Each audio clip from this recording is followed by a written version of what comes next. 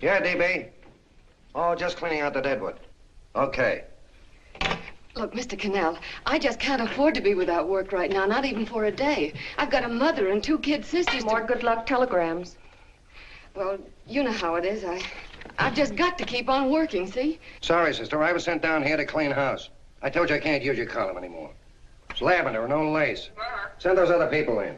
I'll tell you what I'll do. I get $30 a week. I'll take 25, 20 if necessary. I'll do anything you say. It isn't the money. We're after circulation. What we need is fireworks. People who can hit with sledgehammers. Start arguments. Oh, I can do that. I know this town inside out. Oh, give me a chance, All please. right, come in. Cashier's got your check. Who are these people? Gibbs, Furley, Cunningham, Giles. Hey, you sister. Don't forget to get out your last column before you pick up your check.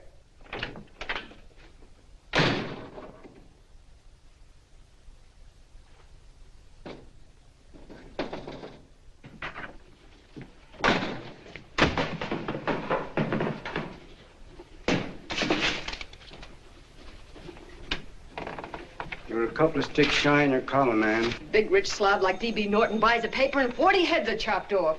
Did you get it, too? Yeah. You too? Oh, Joe. Oh, I'm sorry, darling. Why don't we tear the building down? Before you do, Ann, perhaps you'd better finish this column. Yeah, lavender and old lace. Wait, Joe. Wait. Wants fireworks, huh? Okay.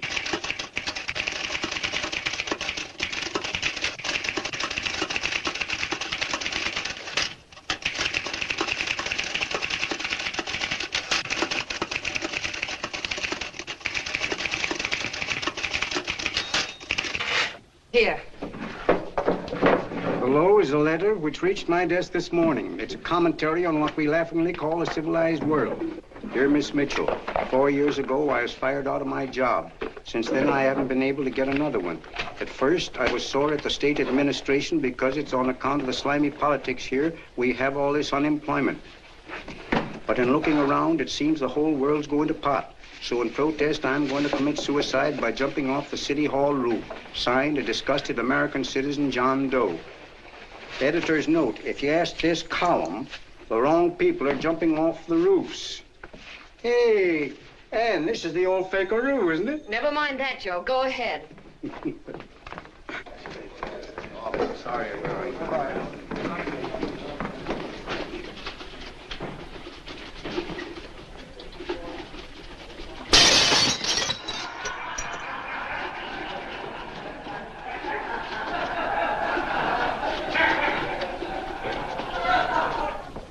And it's because of the slimy politics that we have all this unemployment here. There it is. That's D.B. Norton's opening attack on the governor. Why, Jim, it's just a letter sent into a column. No, I can smell it. That's Norton. Good morning, gentlemen. Good morning, Governor. Morning, Governor. You're rather early. Governor, did you happen to see this in the new bulletin? Yes. I had it served with my breakfast this morning. Jim thinks it's D.B. Norton at work. Of course it is. Oh, come, Jim. That little item, D.B. Norton does things in a much bigger way. This is his opening attack on you, Governor. Take my word for it. What did he buy a paper for? Why did he engage a high-pressure editor like Cannell for? He's in the oil business. I tell you, Governor, he's after your scalp. All right, Jim, all right. Don't burst a blood vessel. I'll look into it. Will you get me Spencer of the Daily Chronicle, please? Yes, I saw it, Governor. If you ask me, that's a phony letter. Why, that gag has got whiskers on it. Okay, I'll get the mayor and maybe the Chamber of Commerce to go after them. Get Mayor Lovett on the phone. Sorry, the mayor's busy on the other phone. Yes, I know, Mrs. Brewster. It's a terrible reflection on our city. I've had a dozen calls already. Spencer of the Chronicle. Hold him. Just a minute. Yes, Mrs. Brewster. I'm listening. I insist that this John Doe man be found and given a job at once. Now, if something isn't done about it, I'll call out the whole auxiliary. Yes, and the junior auxiliary, too. We'll hold a meeting and see that it is. Yes, Spencer? Who? The governor? Well, what about me? It's my building he's jumping off of, and I'm up for re-election, too. What are you doing? Get Cannell at the bulletin. Why, he's liable to go right past my window. Get me Cannell. What was that? What? Out the window. Something just flew by. I didn't see anything. Well, don't stand there, you idiot. Go and look. Open the window. Oh, why did he have to pick on my building? Is there a crowd in the street? No, sir. Then maybe he's caught on a ledge. Look again. I think it must have been a seagull. A seagull? What's a seagull doing around the city hall? That's a bad omen, isn't it? Oh, no, sir. The seagull is a lovely bird. It's all right, Mrs. Brewster. It was just a seagull. Can I help? Nothing's happened yet. No, I'm watching. Don't worry, Mrs. Brewster. Just leave it all to me. Spencer, I'll call you back.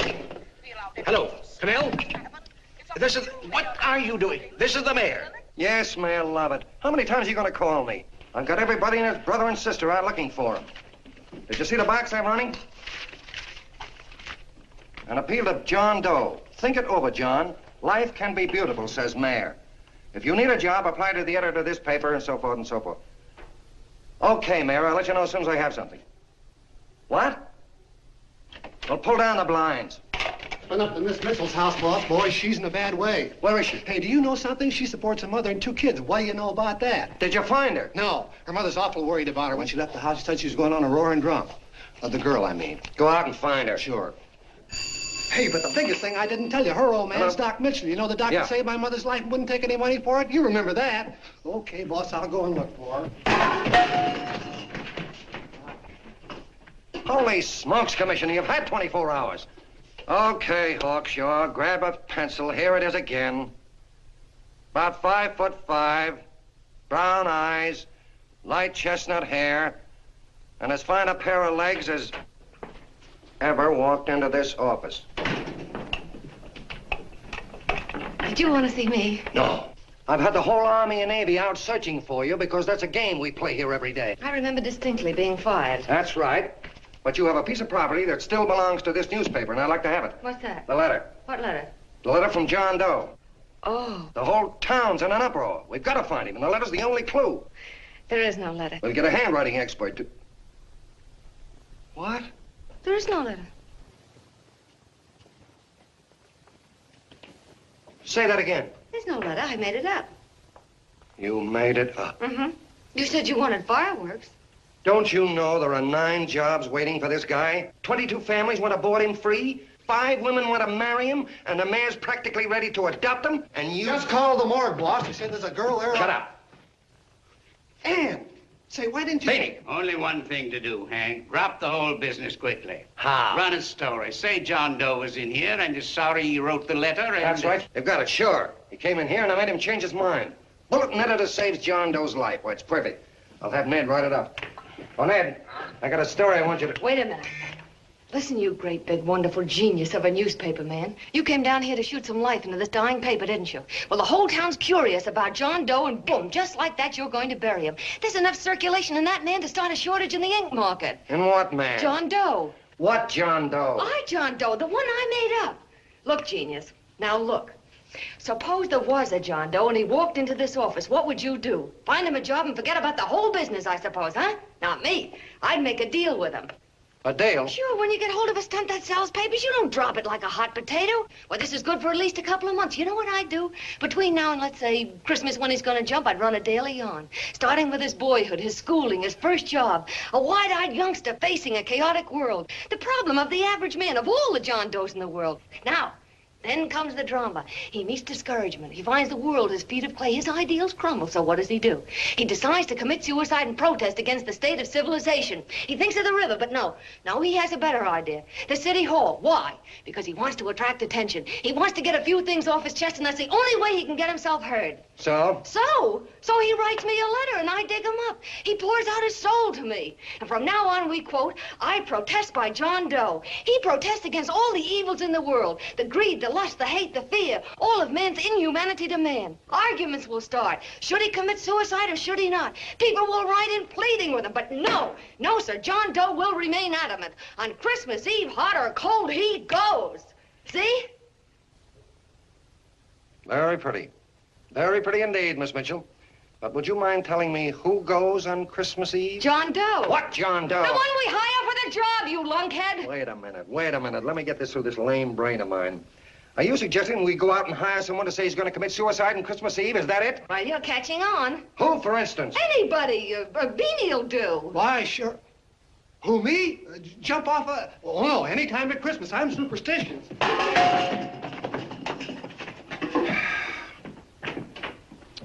Miss Bishop, do me a favor. Will you go on out and get married and have a lot of babies, but Stay out of newspaper business. Better get that story in, Hank. It's getting late. You're supposed to be a smart guy. If it was raining $100 bills, you'd be out looking for a dime you lost someplace.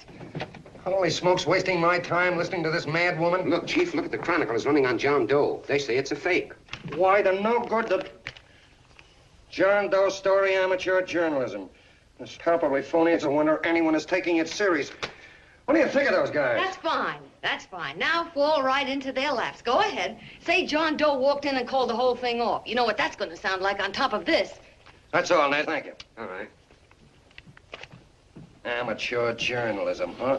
Why, that bunch of sophomores, I can teach them more about... Hey, boss, get a load of this. What? Look. What do they want? They all say they wrote the John Doe letter. Yeah, boss. Oh, they all wrote the letter. Tell them all to wait. Look, Mr. Cannell, one of those men is your John Doe. They're desperate and will do anything for a cup of coffee. Pick one out and you can make the Chronicle eat their words. I'm beginning to like this. If you ask me, Hank, you're playing around with dynamite. No. The gal's right. We can't let the Chronicle get the laugh on us. We've got to produce a John Doe now. Amateur journalism, huh? I'll show those guys. Sure, and there's no reason for them to find out the truth either, because naturally, I won't say anything. Okay, sister, you get your job back. Plus a bonus. What bonus? Oh, the bonus of $1,000 the Chronicle was going to pay me for this little document. You'll find it says, I, Ann Mίτσελ, hereby certify that the John Doe letter was created by me. I can read. Sorry. You think this is worth $1,000, do you? Oh, the Chronicle would consider it dirt cheap. Packs everything, including a gun. Okay, sister, you got yourself a deal.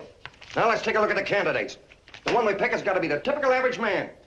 Typical American who can keep his mouth shut. Show me an American who can keep his mouth shut and I'll eat him. Okay, Beanie, bring him in one at a time.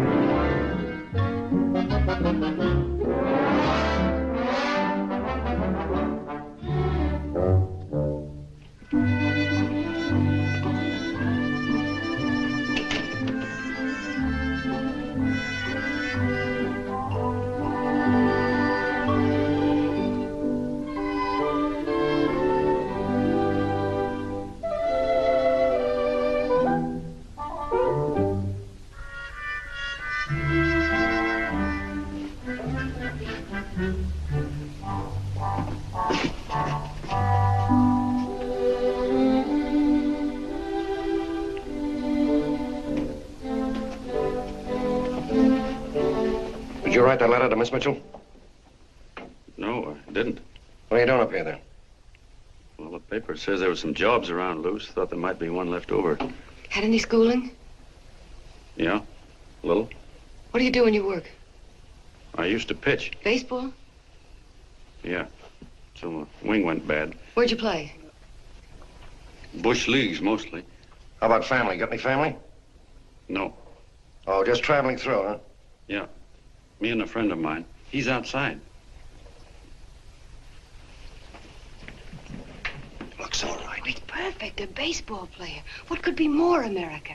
Wish he had a family, though. Be less complicated without a family. Look at that face, it's wonderful. They'll believe him. Come on. What's your name? Willoughby. John Willoughby. Long John Willoughby, they called me in baseball. Would you like to make some money? Yeah, maybe. Would you be willing to say you wrote that letter and stick by it? I get the idea. Yeah, maybe. That's our man. He's made to order. I don't know. He don't seem like the kind of a guy that'd fall in line. When you're desperate for money, you do a lot of things, Mr. Cannell. He's our man, I tell you. He's fainted. Get the water quickly. Hurry up, Pop. Oh. Right here, sit down. You all right? Yeah, I'm all right. How many is that, 6?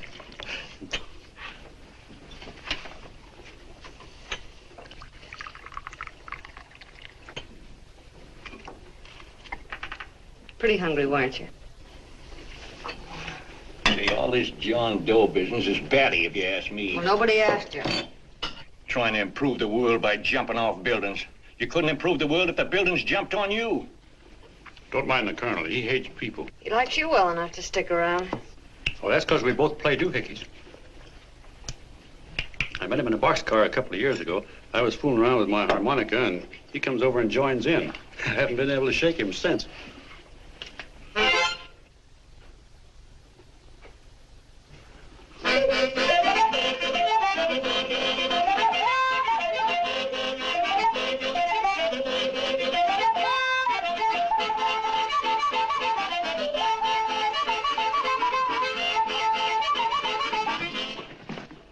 Here he is. No, you can't take pictures of him like that, eating a sandwich and with a beard. But he's going to jump off a building. Yes, but not because he's out of a job. That's not news. This man's going to jump as a matter of principle. Maybe you're right. We'll clean him up and put him in a hotel room under bodyguards. We'll make a mystery out of him. Did you speak to Mr. Norton? Thinks it's terrific. Says for us to go the limit. Wants us to build a bonfire under every big shot in the state. Oh, swell. Is that the contract? Yeah. What's he doing here? Friend of his. They play duets together. Duets? But can we trust him? Oh. I trust him. Oh, you trust him, eh? Well, that's fine. I suppose he trusts you, too. Oh, stop worrying. He's all right. Okay, but we don't want more than a couple of hundred people in on this thing. Now, the first thing I want is an exact copy of the John Doe letter in your own handwriting. I've got it already. Here. No, that's fine. Now, I want you to sign this agreement. It gives us an exclusive story under your name, day by day, from now until Christmas. On December 26th, you get one railroad ticket out of town. And the bulletin agrees to pay to have your arm fixed. That's what you want, isn't it? Yeah, but it's got to be by Bonesetter Brown. Okay, Bonesetter Brown goes. Here, sign it. Meanwhile, here's $50 spending money. That's fine. Beanie? Yes, boss. Take charge of him. Get him a suite at the Imperial and hire some bodyguards. Yeah, and some new clothes, Beanie. You think we better have him deloused? Yeah. Both of them? Yes, both of them, but don't let them out of your sight. Hey, Beanie, gray suit, huh? Yeah. Okay, fellas.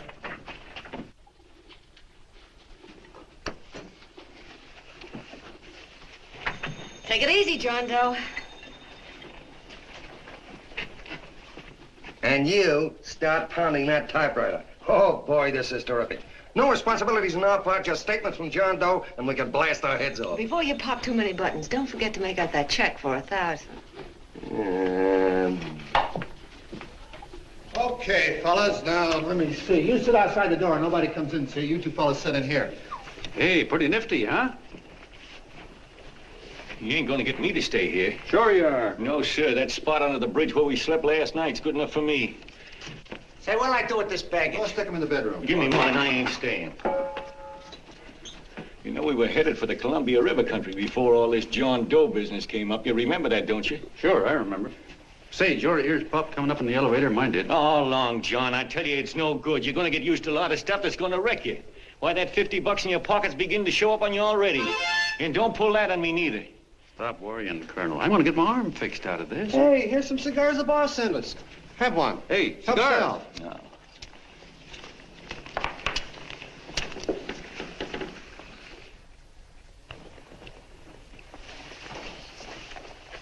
Say, I'll bet you even the major leaguers don't rate an outfit like this. Here, make yourself comfortable. Paper? Yeah, I don't read no papers, and I don't listen to radios either. I know the world's been shaped by a drunken barber, and I don't have to read it. I've seen guys like you go under before. Guys that never had a worry. Then they got a hold of some dough and went goofy. The first thing that happens to a guy... Get a load of the bedroom. No. The first thing that happens to a guy like that, he starts wanting to go into restaurants and sit down at a table and eat salads and cupcakes and tea. Boy, what that kind of food does to your system.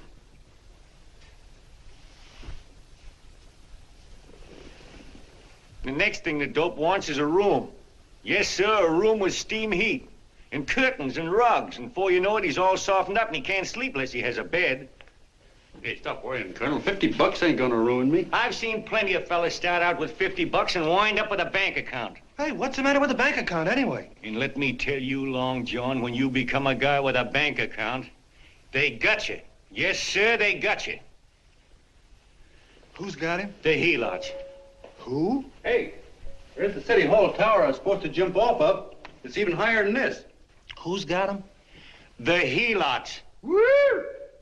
Hey, wait a minute! You're not supposed to jump till Christmas Eve. Do you want to get me in a jam? If it's going to get you in the jam, we'll do you a favor. I won't jump. And when they got you, you got no more chance than a road rabbit. Hey, who'd you say was going to get him? Say, is this one of those places where you ring if you want something? Yeah, just use the phone. Boy, I've always wanted to do this. Hey, Doc, look. Look, Doc. Give me that again, will you? Who's going to get him? The helots. Who are they? Listen, Sucky, you ever been broke? Sure, mostly often. All right. You're walking along. Not a nickel in your jeans. You're free as the wind. Nobody bothers you. Hundreds of people pass you by in every line of business. Shoes, hats, automobiles, radios, furniture, everything. And they're all nice, lovable people. And they let you alone. Is that right?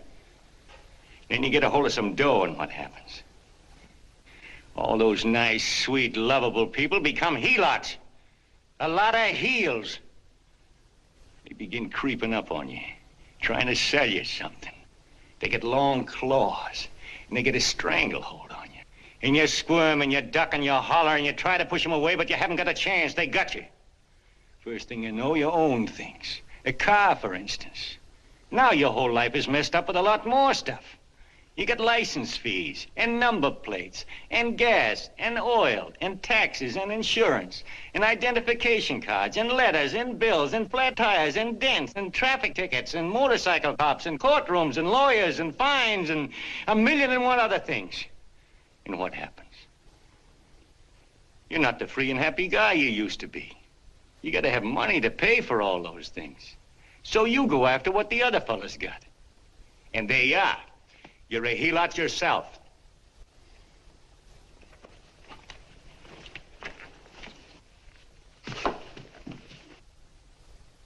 You win, Colonel. Here, take the 50. Go out and get rid of it. You bet I will, just as fast as I can. I'm gonna get some canned goods, a fishing rod, and the rest I'm gonna give away. Give away? Hey, get me a pitcher's glove. I gotta get some practice. Say, he's giving it away. I'm gonna get me some of that. Hey, come back here, you helot. Will you send up 5 hamburgers with all the trimmings, 5 chocolate ice cream sodas, and 5 pieces of apple pie?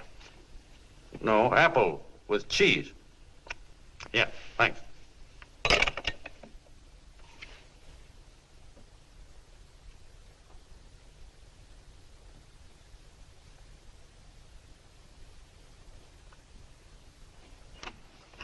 Hello there. Well, well. If it isn't the man about town. All set, Miss Ann. Oh, yes. Let's go. Let's see, we want some action in these pictures. Action? That's good. No. This man's going to jump off a roof. Oh. Here, wait a minute. Let me comb your hair. Sit down. Yeah, that's better.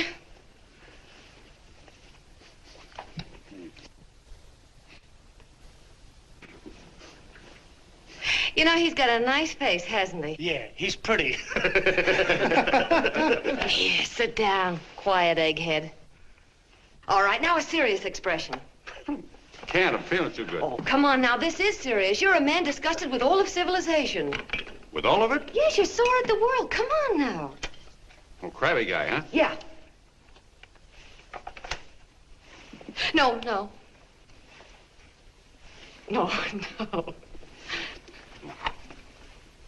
No, look.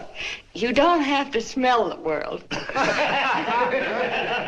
Well, all those guys in the picture Never mind those guys. All right, stand up. Now, let's see what you look like when you protest. Against what? Against anything. Just protest. You got me. Oh, look, I'm the umpire, and you just cut the heart of the plate with your fast one, and I called it a ball. What would you do? Oh, you did, huh? Yeah. Why can't you call him right, you boneheaded... Grab it, Eddie, grab it!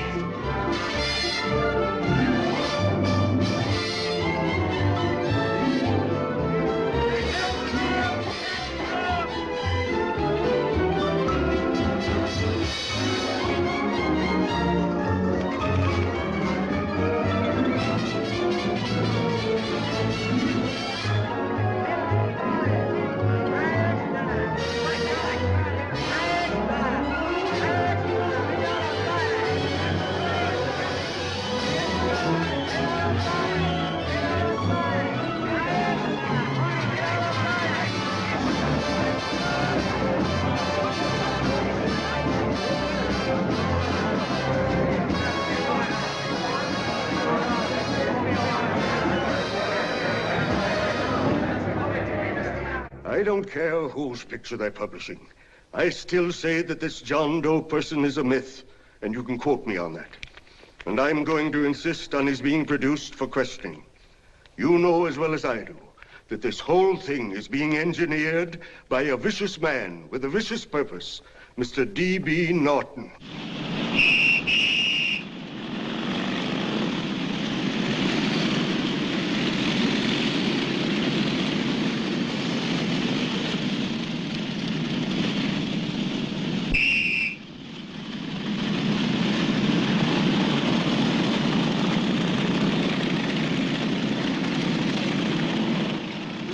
And Miss Mitchell are at the house, sir. Oh, they are? All right, come on. Personally, I think it's just plain stupidity to drop it. Now, you should see his fan mail, thousands. Why, it's going over like a house afire. What are you afraid of, Canelo? It's doubled our circulation? Yeah, but it's got everybody sore. Ads are being pulled. The governor's starting a libel suit. What's more, they all know John Doe's a phony, and they insist on seeing Well, what about it? Let them see him. We'll go on one better. They can also hear him. You own a radio station, Mr. Norton. Why not put him on the air? Watch out for this damn DB. She'll drive you batty. Oh, Look, we can't let him get to this Bush League pitcher and start popping him. Good night.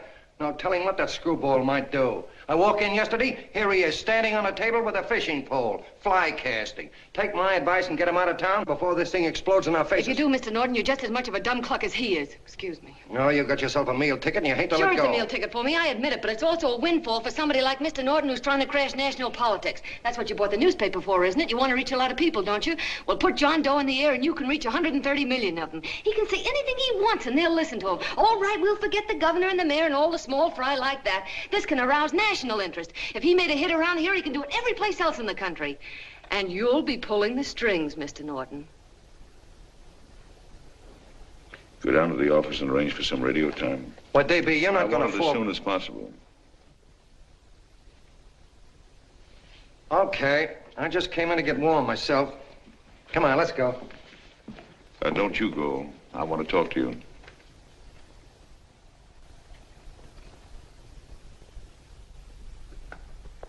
Sit down.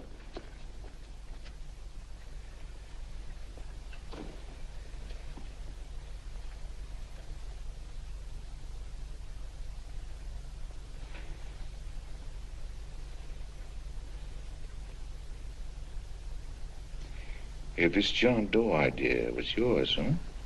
Yes, sir.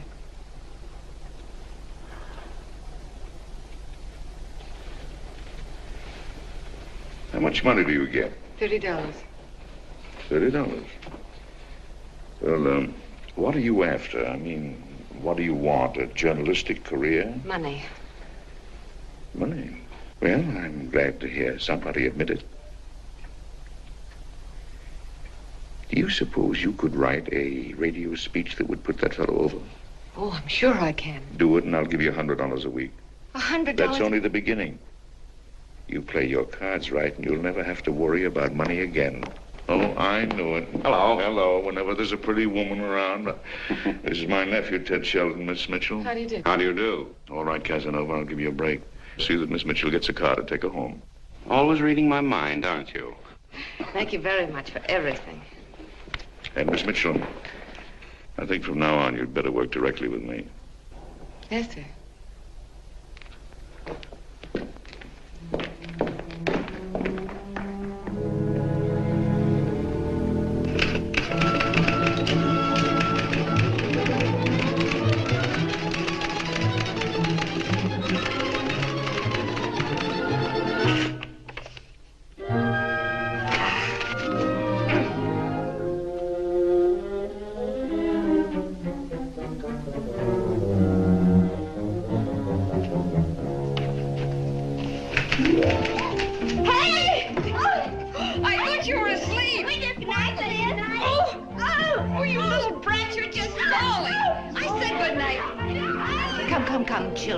It's past your bedtime.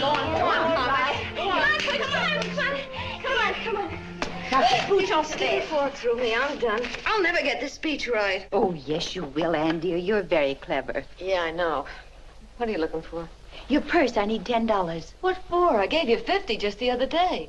Yes, I know, dear, but Mrs. Burke had her baby yesterday. 9 pounds. And there wasn't a thing in the house. And then the community chest lady came. And the 50's all gone, huh? Who's the 10 for? The Websters. The Websters. You remember those lovely people your father used to take care of. I thought I'd buy them some groceries. Oh, Anne, dear, it's a shame those... You're marvelous, Ma. You're just like Father used to be. Do you realize a couple of weeks ago we didn't have enough to eat ourselves? Well, yes, I know, dear, but these people are in such need. And we have plenty now. If you're thinking of that $1,000, forget it. It's practically all gone. We owed everybody in town.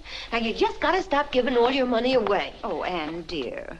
Oh, I'm sorry, Ma. Oh, don't pay any attention to me. I guess I'm just upset about all this. Gee whiz, here I am with a great opportunity to get somewhere, to give us security for once in our lives, and I'm stuck. If I could put this over, your Mrs. Burke can have 6 babies. You mean this speech you're writing? Yeah, I don't know. I simply can't get it to gel. I created somebody who's going to give up his life for a principle. Hundreds of thousands of people are going to listen to him over the radio. And unless he says something that's sensational, it's just no good. Well, honey, of course, I don't know what kind of a speech you're trying to write, but judging from the samples I've read, I don't think anybody will listen. What? Darling, there's so many complaining political speeches. People are tired of hearing nothing but doom and despair on the radio. If you're going to have him say anything, why don't you let him say something simple and real, something with hope in it? If your father were alive, he'd know what to say. Oh, yeah. Father certainly would. Wait a minute.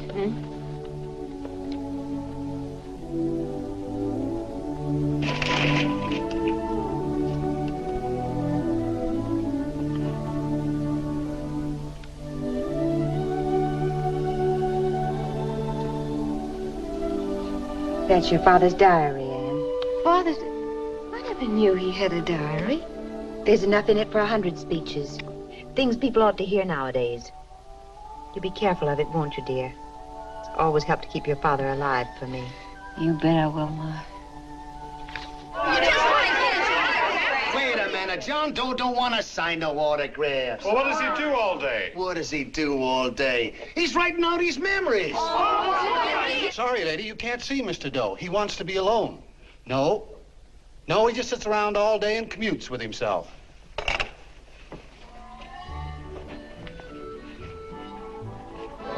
Boom!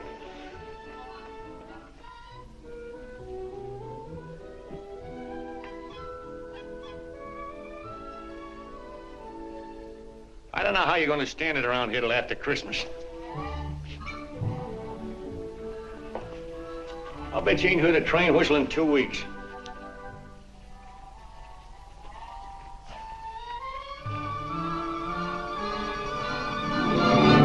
Steam, right!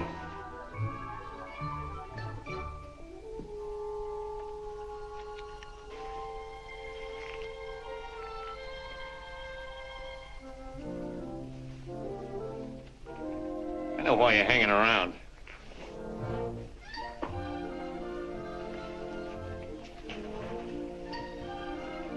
You're stuck on the girl. That's all a guy needs, is to get hooked up with a woman.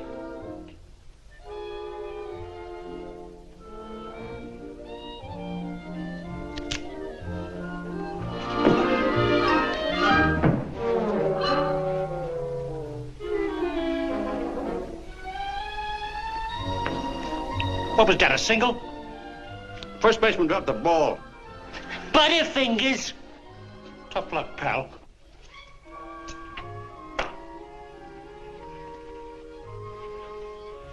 Guy has a woman on his hands. First thing he knows, his life is balled up with a lot more things.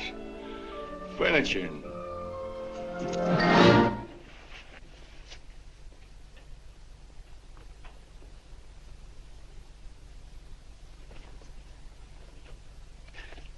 Did you get him? You're out. Swell. What's this, the end of the 8th? 9th.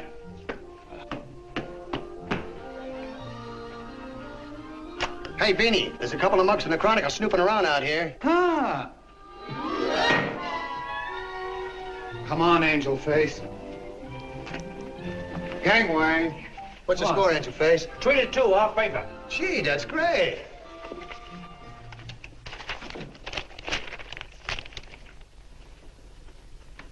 Hey, you got swell form there. Must have been a pretty good pitcher.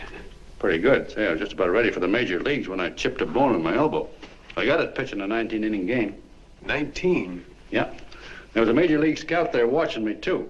And he came down after a game with the contract. You know what? I couldn't lift my arm to sign it. I'll be okay, though, as soon as I get it fixed up. It's too bad. What do you mean, too bad? Huh? Oh, that you'll never be able to play again. What are you talking about? I just told you I was going to get... Well, you know how they are in baseball if a guy's mixed up in a racket. Racket? What do you mean? Well, I was just thinking about this John Doe business.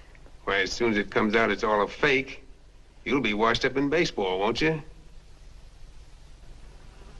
Yeah. Pretty doggone. I never thought about that.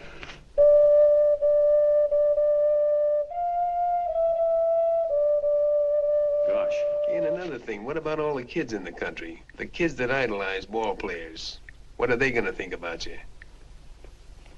Yeah. Hey, Colonel. Did you hear that? I gotta figure some way out of this thing. The elevators are still running. I know one way you can do it. How?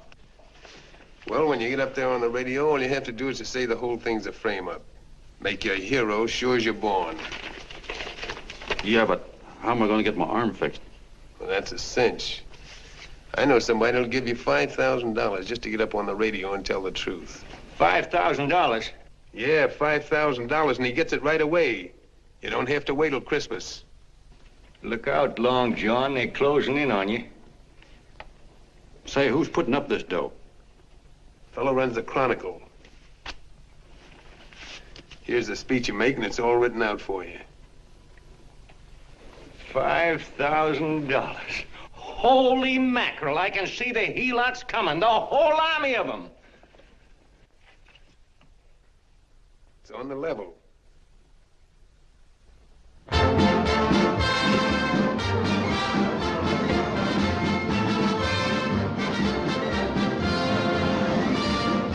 No, I'm sorry. Tickets for the broadcast are all gone. Phone the bulletin. Sorry, no more tickets left.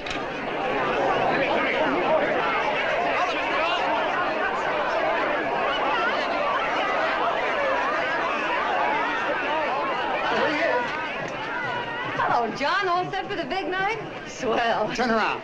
One moment. Now stand still. Hold it, Mr. Doe. A big smile, Mr. Doe. That's swell. Okay, Beanie, that's All right, all. Take stand him here. out. Come on,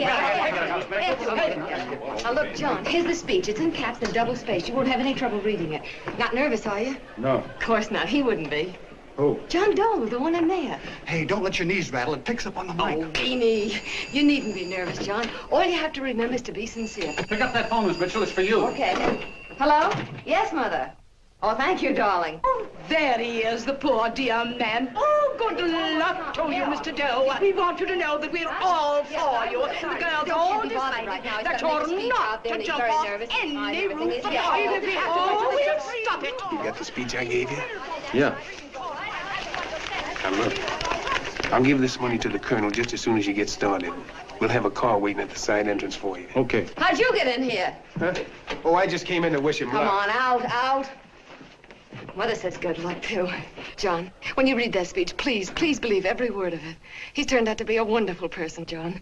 Who? John Doe, the one in the speech. Oh. You know something? I've actually fallen in love with him. All right, there he is, sister. Now, come on, plenty of both. What's the idea? No, that's too much. Not so much. Come on, that's it. Oh, this is no time for cheap publicity, Mr. Cannell. Listen, if that guy lays an egg, I want to get something out of it. I'm getting a Jane Doe ready. Oh, come on. Yes. Will you, fellas? Give me a All right, chance. that's I enough. have to raise just one more. No, that's fine, honey. You go ahead. All right, I need one more. You're very honey. Go ahead. How you doing? Oh. All right, Benny, bring him in.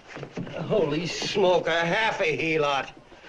There you are, boss, just like you ordered. Symbols of little people. Okay, get him up. All right, young fella. This is ridiculous, Mr. Cannell. Come on, give me a chance. The man's on the air. Come on, Look at him. Oh, fellas, of course you can have all the pictures you want. No, come on, answer. You can have a... Come on, that's right. Afterwards, you can get all the pictures you want. Thank you very much. Come on, will you? Afterwards, that's right. Come on, Snooks, you've got to bail out. Okay, goodbye, Mr. Doe. Beanie. All right. Better get ready. 1 minute to go. Wow, 1 minute to go and the score is nothing to nothing. Now, please, John, you won't let me down, will you?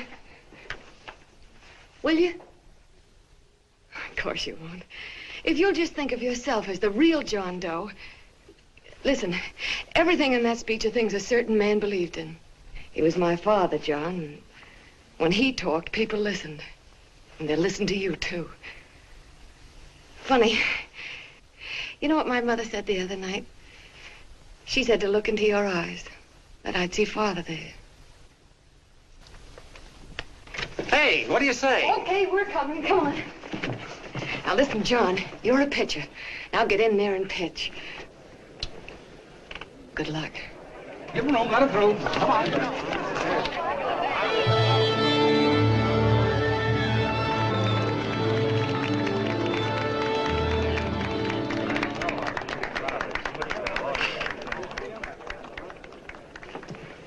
Hey, let's get out of here. There's the door right there. Hey, what are you doing here? That's what I'd like to know. Come on, out. Hey, he's a friend of mine. Never mind, let him alone. He's all right.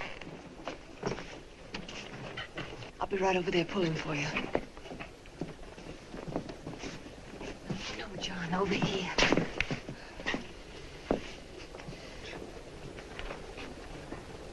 Stand by.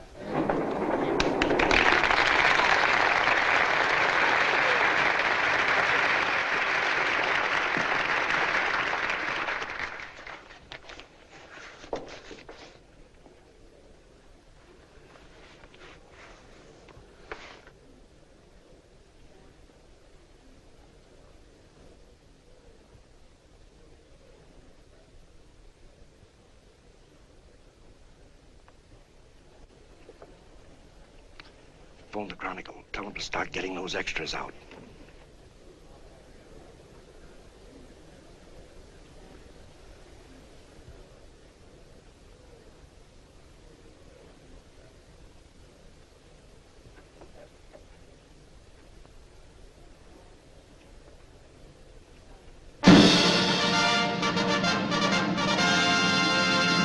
And good evening, ladies and gentlemen. This is Kenneth Fry speaking for the New Bulletin. Tonight we give you something entirely new and different. Standing beside me is the young man who has declared publicly that on Christmas Eve he intends to commit suicide, giving as his reason, quote, "I protest against the state of civilization," end quote. Ladies and gentlemen, the New Bulletin takes pleasure in presenting the man who is fast becoming the most talked of person in the whole country, John Doe.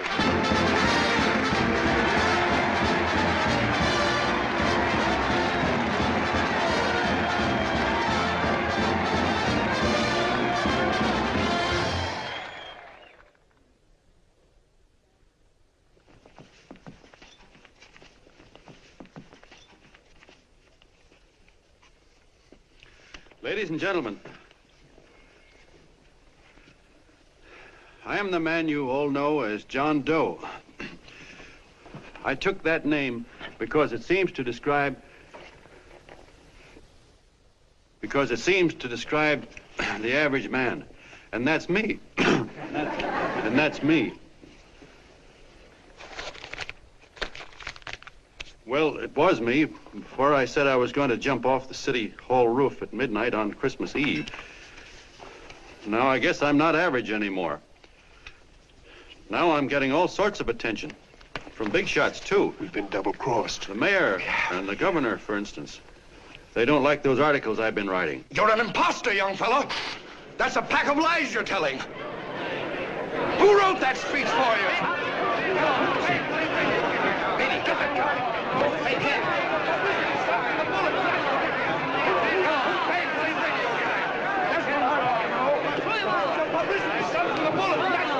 Spencer.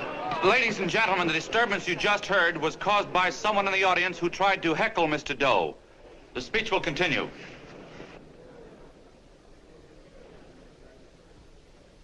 Well, people like the governor and that fellow there can stop worrying. I'm not going to talk about them. I'm going to talk about us, the average guys, the John Does. If anybody should ask you what the average John Doe is like, you couldn't tell him because he's 1,000,001 things. He's Mr. Big and Mr. Small. He's simple and he's wise. He's inherently honest, but he's got a streak of larceny in his heart. He seldom walks up to a public telephone without shoving his finger into the slot to see if somebody left a nickel there.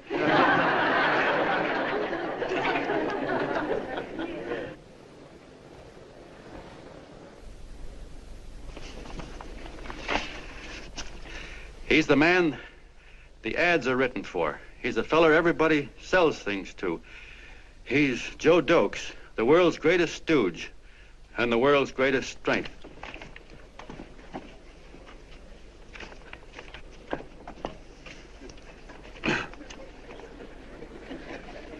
Yes, sir. Yes, sir, we're a great family, the John Does. We are the meek who are supposed to inherit the earth. You'll find us everywhere. We raise the crops, we dig the mines, work the factories, keep the books, fly the planes, and drive the buses. And when a cop yells, "Stand back there, you," he means us, the John Does. Well, what kind of a speech is that? Didn't you read it? We've existed since time began. We built the pyramids. We saw Christ crucified, pulled the oars for Roman emperors, sailed the boats for Columbus, retreated from Moscow with Napoleon, and froze with Washington at Valley Forge. Yes, sir. We've been in there dodging left hooks since before history began to walk. In our struggle for freedom, we've hit the canvas many a time, but we always bounce back because we're the people, and we're tough.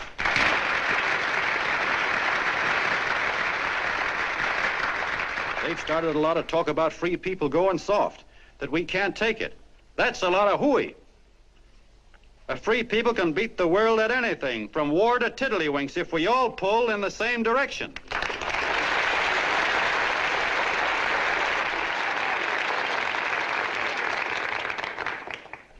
I know a lot of you are saying, "What can I do? I'm just a little punk. I don't count." Well, you're dead wrong. The little punks have always counted, because in the long run, the character of a country is the sum total of the character of its little punks.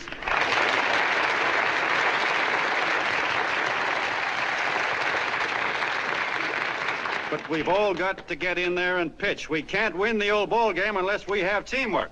And that's where every John Doe comes in. It's up to him to get together with his teammate.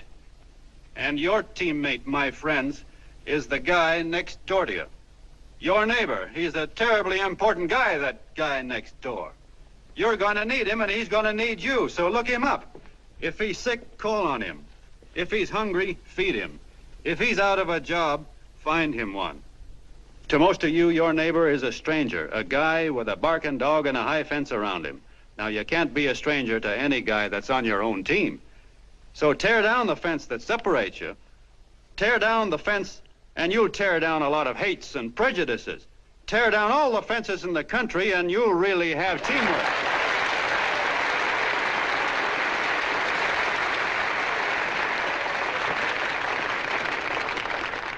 I know a lot of you are saying to yourselves, he's asking for a miracle to happen. He's expecting people to change all of a sudden.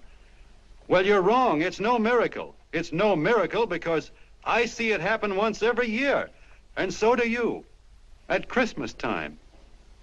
There's something swell about the spirit of Christmas, to see what it does to people, all kinds of people. Now, why can't that spirit, that same warm Christmas spirit, last the whole year round? Gosh, if it ever did, if each and every John Doe would make that spirit last 365 days out of the year, we'd develop such a strength, we'd create such a tidal wave of goodwill that no human force could stand against it. Yes, sir, my friends, the meek can only inherit the earth when the John Does start loving their neighbors. You better start right now. Don't wait till the game is called on account of darkness. Wake up, John Doe. You're the hope of the world.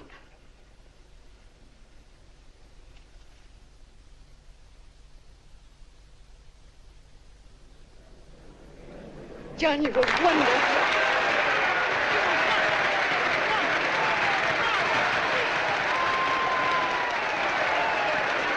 Let's get out of here. Now you're talking.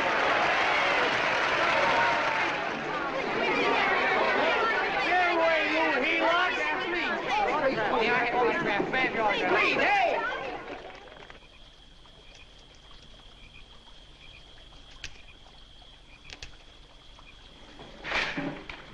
I knew you'd wake up sooner or later. Boy, am I glad we got out of that mess. I had the $5,000 sewed up. Could have been on my way to old Doc Brown. You're a pitcher, John, she says. Now, go in there and pitch. What a sucker. Yeah, she's a he-lot just like the rest of them. It's lucky you got away from her. What was I doing up there making a speech anyway? Me, huh? Geez, the more I think about it, the more I could... Tear down all the fences. Why, if you tore one picket off of your neighbor's fence, he'd sue you. $5,000 had it right in my hand.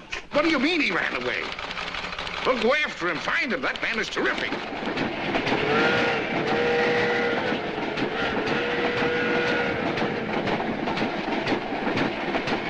Columbia River, here we come.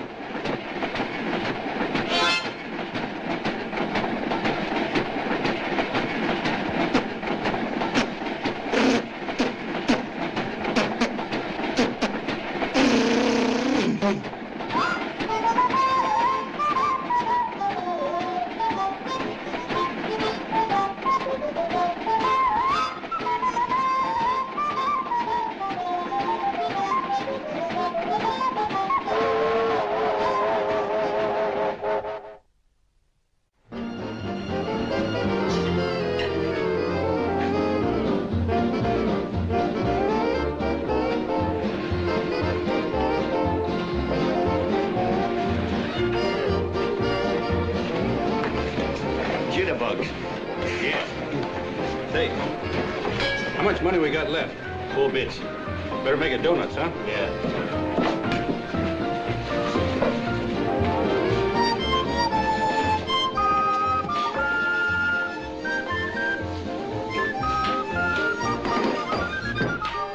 What'll it be, gents?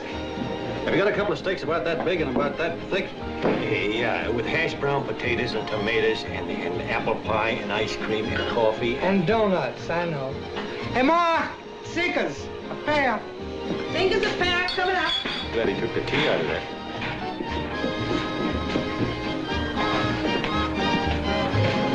Hey, look.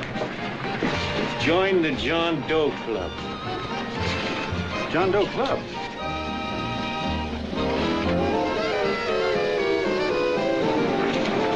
Uh-oh. You John Doe? Who?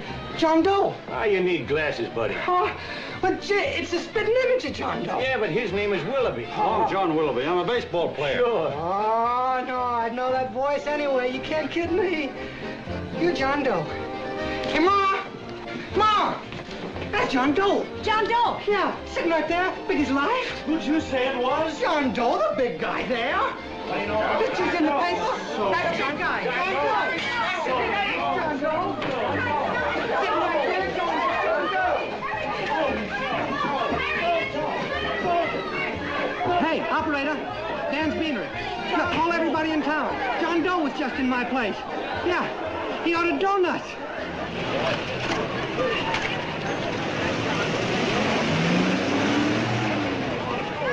John Doe.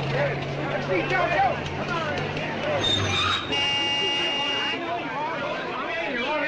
John Doe, we're all neighbors. And my office is packed like a sardine box. What does John Doe look like, Mr. Mayor? Oh, he's one of those great big outdoor type men. No, you can't see him. You didn't vote for me the last time. Shame on you. What are you doing there? Get off my front porch anyhow. Mr. Norton come yet? Oh, well, I wonder where he's at. What's keeping him? He should have been here 15 minutes ago. Oh, there he comes now. Now, everybody on your dignity. Don't do anything to disgrace us. A little town, but we got to show off. Better let me talk to him. All right, but present it to him as a great cause for the common man. Ah, here he comes. Now, give him room down there. Give him room, folks. Come on, now. Come on, here he comes. Here he comes. Here's Mr. Norton. How do you do, Mr. Norton? I'm Mayor Hawkins. Here's Mr. Norton. Let me go, you darn fool. I'm the mayor. Mr. Norton. Mr. Norton. Mr. Norton. I'm Mayor Hawkins. Your office telephoned me to hold him. Well, that's fine. How is he? Oh, he's fine. He's right in my office there. You know, it's a big honor having John Doe here, and you, too. Haven't had so much excitement since the old City Hall burned down. People are so excited and electoral disposal of Matilda Doll. Phone the newspapers, tell them Mr. Norton's here. Step right inside, Mr. Norton. My office. Very comfortable here, Mr. Norton. Just had it air conditioned. Gangway, please. Make room for Mr. Norton. Gangway. Gangway.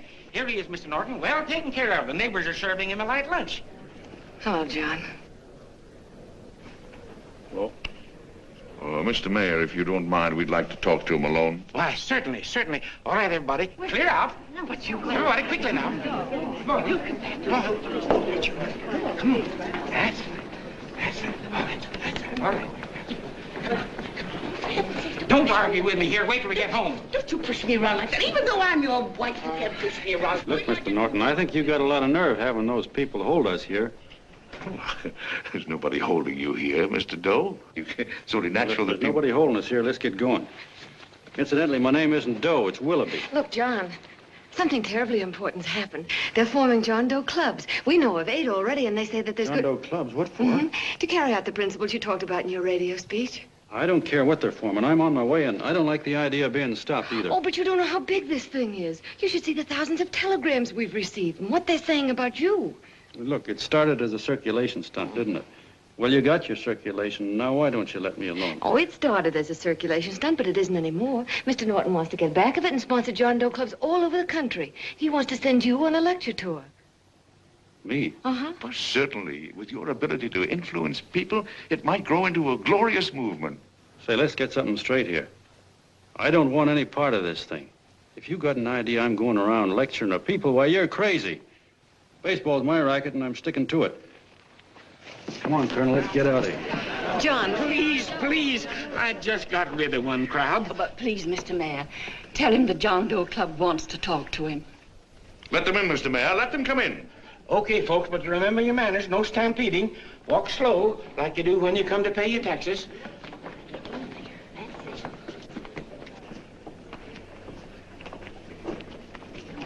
Okay. All right, give me a chance. Come right in.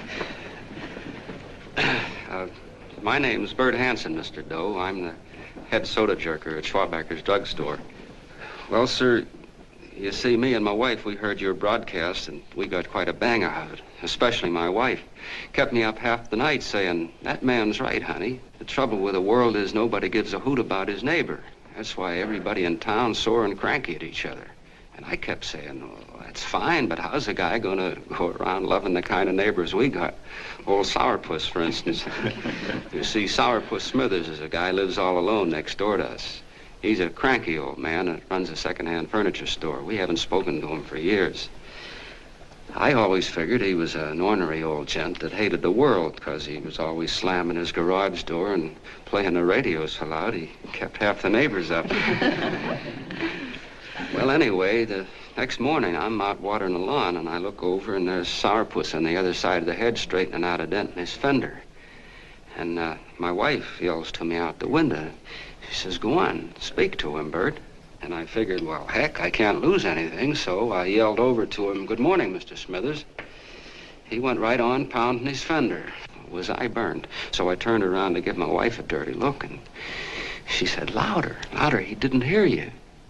So in a voice you could have heard in the next county, I yelled, good morning, Mr. Smithers. Well, sir, you could have knocked me over with a feather. Old Sourpuss turned around, surprised-like, and he put on a big smile, came over and took my hand like an old lodge brother, and he said, good morning, Hanson. I've been wanting to talk to you for years, only I thought you didn't like me. And then he started chatting away like a happy little kid, and he got so excited his eyes all... Well, Mr. Doe, before we got through, I found out Smithers is a swell egg, only he's pretty deaf, and that accounts for all the noises. And he says it's a shame how little we know about our neighbors. And then he got an idea, and he said, how's about inviting everybody someplace where we can all get together and know each other a little better? Well, I'm feeling so good by this time, I'm ripe for anything. So Smithers goes around the neighborhood inviting everybody to a meeting at the schoolhouse, and I tell everybody that comes in the store, including Mr. Schwabacker, my boss. I'm talking too much. Well, I'll be doggone if over 40 people don't show up. Of course, none of us knew what to do, but we sure got a kick out of seeing how glad everybody was just to say hello to one another. Tell him about making Sourpuss chairman. Oh, yeah, we made Sourpuss chairman and decided to call ourselves the John Doe Club. And say, incidentally, this is my wife. Come here, honey. This is my wife, Mr. Doe. How do you do, Mr. Doe? Sourpuss is here, too. Oh, is he? This is Sourpuss, or excuse me, Mr. Smithers, Mr. Doe. That's all right. If you didn't call me Sourpuss, it wouldn't feel natural. Well, anyway, I guess nearly everybody in the neighborhood came except the Delaney's. The Delaney's live in a big house with an iron fence around it, and they always keep their blinds drawn. And we always figured that he was just an old miser that sat back counting his money, so why bother about inviting him? Until Grimes, the milkman, spoke up and he said, say, you've got the Delaney's all wrong. And then he tells us about how they canceled their milk last week and how when he found a note in the bottle, he got kind of curious-like and he sort of peeked in under the blinds and found the house was empty. If you ask me, he says, they're starving. Old man Delaney has been bringing his furniture over to my place at night, one piece at a time, and selling it. Yeah, and, well, sir, a half dozen of us ran over there to fetch him, and we brought him to the meeting. And what a reception they got. Why, everybody shook hands with him and made a fuss over him, and, well, finally, Mr. and Mrs. Delaney just sat right down and cried. And then we started to find out about a lot of other people. Yeah, sure. Well, you know Grubel, for instance. Grubel's here. See? Yeah, that's a... Of course, you don't know Grubel, but he's the man that everybody figured was the worst no-account in the neighborhood because he was living like a hermit and nobody would have anything to do with him. That isn't Little Murphy. The postman told us the truth. Why, Grubel, he says, he lives out of garbage cans because he won't take charity, because it'd ruin his self-respect, he says. Just like you said on the radio, Mr. Doe. Well, sir, about a dozen families got together and gave Grubel a job watering their lawns. Isn't that wonderful? And then we found jobs for 6 other people, and they've all gone off for leave. Yeah, and my boss, Mr. Schwabecker, made a job in his warehouse for old man Delaney. And he gave you that $5 raise. Yeah, wasn't that swell? Why, Bert, I feel slighted. I'd like to join, but nobody asked me. I'm sorry, Mayor, but we voted that no politician could join. Just the John Does of the neighborhood, because you know how politicians are. Well, the reason we wanted to tell you this, Mr. Doe, was just to give you an idea of what you started. And from where I'm sitting, I don't see any sense in you jumping off any building. No. Well, thank you for listening.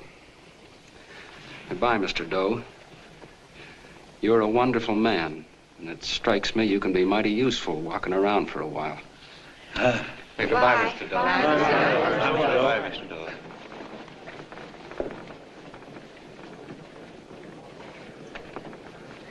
I'm Mrs. Delaney, Mr. Doe. And God bless you, my boy.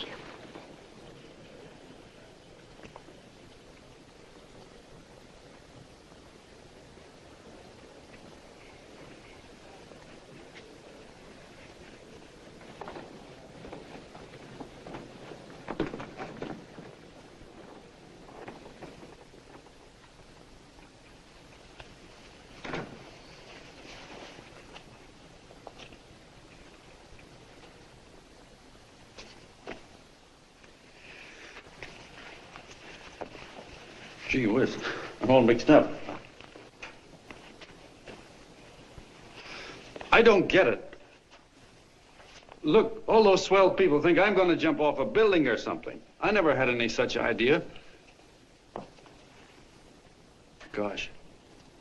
The fellow'd have to be a mighty fine example himself to go around telling other people how to... Say, look, what happened the other night was on account of Miss Mitchell here. She wrote the stuff. Don't you see what a wonderful thing this can be? But we need you, John. You're hooked. I can see that right now. They got you. Well, I'm through. For 3 years, I've been trying to get you up to the Columbia River country. First, it was your glass arm. Then it was the radio. And now it's the John Doe clubs. Well, I ain't waiting another minute. Gangway, you helots. Hey, Colonel, wait a minute. Oh, please. Hey, Colonel! I want you personally to go along with John Doe and Miss Mitchell and handle the press and the radio. Me? Yes, I don't want to take any chances. And Johnson. Yes, Stevie? Your crew will do the mop-up job. They'll follow John Doe into every town, see that the clubs are properly organized and the charters issued. Right. There are only 8 flags up there now. I want to see that map covered before we get through.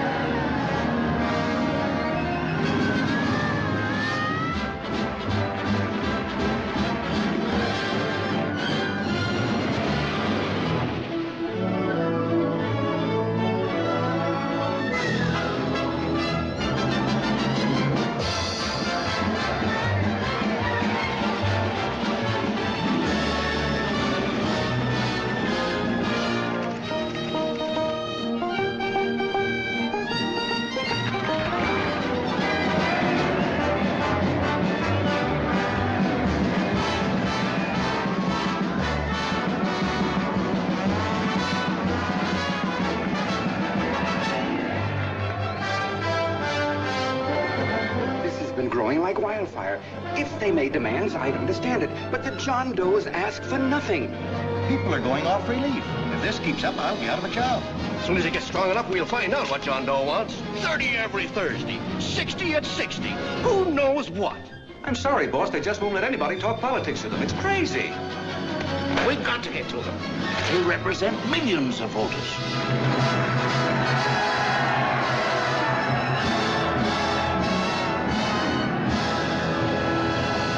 I tell you, ladies and gentlemen, this thing has been nothing short of a prairie fire.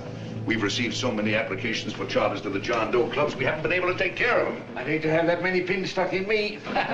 This John Doe convention is a natural. It's going to put our city on the map. Why, over 2,400 John Doe clubs are sending delegates. Can you imagine that? You, Mr. Mayor, will be the official host. You will make the arrangements for decorating the city, parades, and a reception for John Doe when he gets home. And don't wear your high hat. No high hat? No high hat. And from you, Cannell, I want a special John Doe edition every day until the convention is over.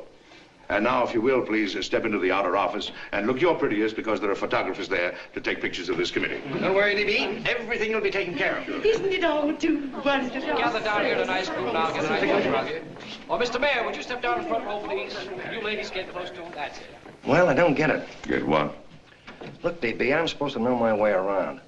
This John Doe movement has cost you a fortune. Now, this convention is going to cost plenty. Well?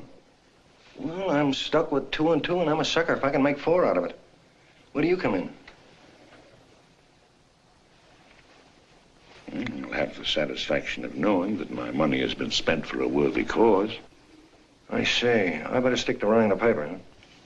I think maybe you better had.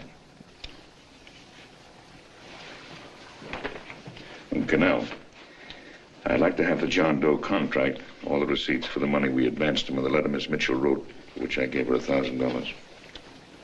Yes, sure.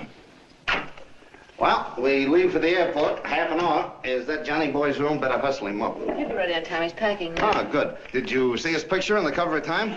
Yeah. I gotta give you credit, Annie girl. I've handled a good many big promotions in my time. Everything from a World's Fair to a channel swimmer. But this one has certainly got me spinning. And now a John Doe convention. Wow. Say, if you could only get him to jump off the City Hall roof on Christmas Eve, I'd guarantee you 500,000 people there. Charlie. Huh? What do you make of him? Oh, Johnny boy? Well, I don't know what angle you want, but I'll give it to you quick. Number 1, he's got great yokel appeal, but he's a nice guy. Number 2, he's beginning to believe he really wrote that original suicide letter that you made up. Number 3, he thinks that you're Joan of Arc or something. Yeah, I know. Number 4, well, you know what number 4 is. He's nuts about you. Yeah, it's running out of his ears. You left out number 5. We're all heels, me especially. Holy smoke. Come in.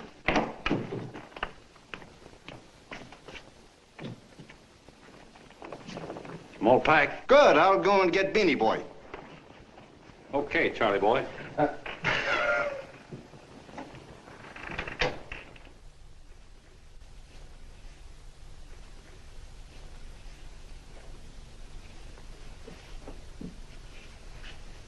Can I help you pack? No, thank you.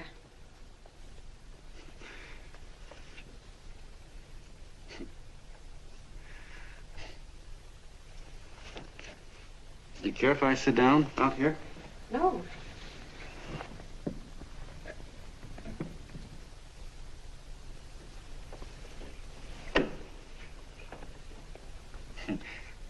You know, I had a crazy dream last night. It was about you. About me?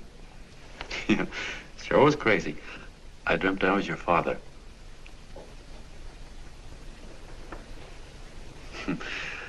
There was something I was trying to stop you from doing. So I got up out of bed and I walked right through the wall here, right straight into your room. You know how dreams are. And there you were in bed. But you're a little girl, you know, about 10. And very pretty, too. So I shook you, and the moment you opened your eyes, you hopped out of bed and started running like the devil in your nightgown. You ran right out the window there, and you ran out over the tops of buildings and roofs and everything for miles. And I was chasing you. And all the time you were running, you kept growing bigger and bigger and bigger, and pretty soon you were as big as you are now, you know, grown up. And all the time I kept asking myself, what am I chasing her for? And I didn't know. Isn't that a hot one? Well, anyway, you ran into some place, and then I ran in after you, and when I got there, there you were, getting married. And the nightgown had changed into a beautiful wedding gown. You sure look pretty, too. And then I knew what it was I was trying to stop you from doing. Dreams are sure crazy, aren't they? Well, would you like to know who it was you were marrying? Oh, a tall, handsome Ubangi, I suppose. No, not that bad. It was that fellow that sends you flowers every day. What's his name? Mr. Norton's nephew? Ted Sheldon. Yeah, that's the one. But here's the funniest part of it all. I was the fellow up there doing the marrying, you know, the justice of peace or something. You were? I thought you were chasing me. Well, yes, I was, but I was your father then, you see. But the real me, John Doe, or that is, Long John Willoughby, I was the fellow up there with the book. You know what I mean? I guess so. Then what happened? Well, I took you across my knee and I started spanking you. That is, I didn't do it. I mean, I did do it, but it wasn't me, you see. I was your father then. Well, I held you across my knee and I said, Annie, I won't allow you to marry a man that's just rich or that has his secretary send you flowers. The man you marry has got to swim rivers for you. He's got to climb high mountains for you. He's got to slay dragons for you. He's got to perform wonderful deeds for you. Yes, sir. And all the time, the guy up there, you know, with the book, me, just stood there nodding his head. He said, go to it, Pop. Whack her one from me, because that's just the way I feel about it, too. So he said, come on down here and whack her yourself. So I came down and I whacked you a good one, see? Then he whacked you, and I whacked you another one, and we both started whacking you like... Well, if you're through whacking her, come on, let's get going. Okay, fellas, right in here. You go out the side entrance, there's a bunch of autograph seekers out front. We'll be down with the bags in a minute. Come on, don't make a government project out of this. Hi, Benny. When's our plane take off again? Couple of minutes. How many people do you think we've talked to already, outside the radio, I mean? Oh, I don't know. About 300,000. 300,000. What makes them do it, Ann? What makes them come and listen and get up their John Doe clubs the way they do? I've been trying to figure it out. Look, John, what we're handing them are platitudes, things they've heard 1,000,000 times. Love thy neighbor, clouds have silver linings, turn the other cheek. It's just a... Yeah, I heard them 1,000,000 times, too, but there you are. Maybe they're like me, just beginning to get an idea what those things mean. Yeah, I never thought much about people before. They were always just somebody to fill up the bleachers. And the only time I worried about them is when they didn't come in to see me pitch. You know, lately I've been watching them when I talk to them. I could see something in their faces. I could feel that they were hungry for something. You know what I mean? Maybe that's why they came. Maybe they're just lonely and wanted somebody to say hello to. I know how they feel. I've been lonely and hungry for something practically all my life.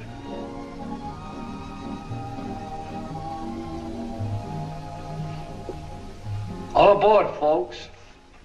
Yeah, that's true. Oh, somebody else sitting here? No, that's your seat.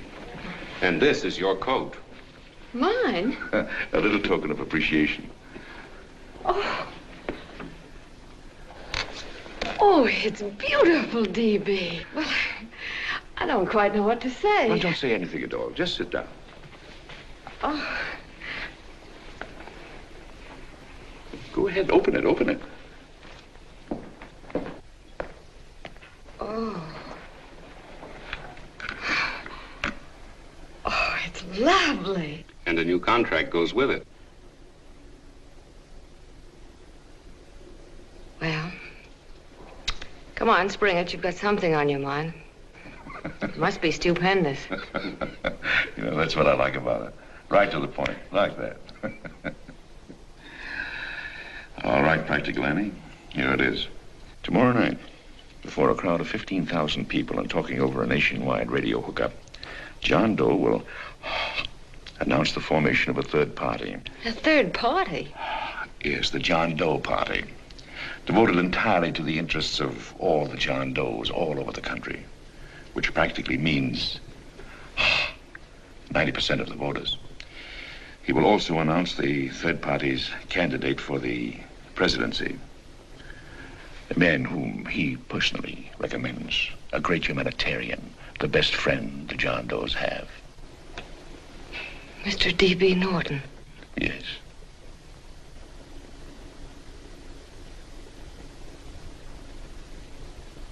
Wow.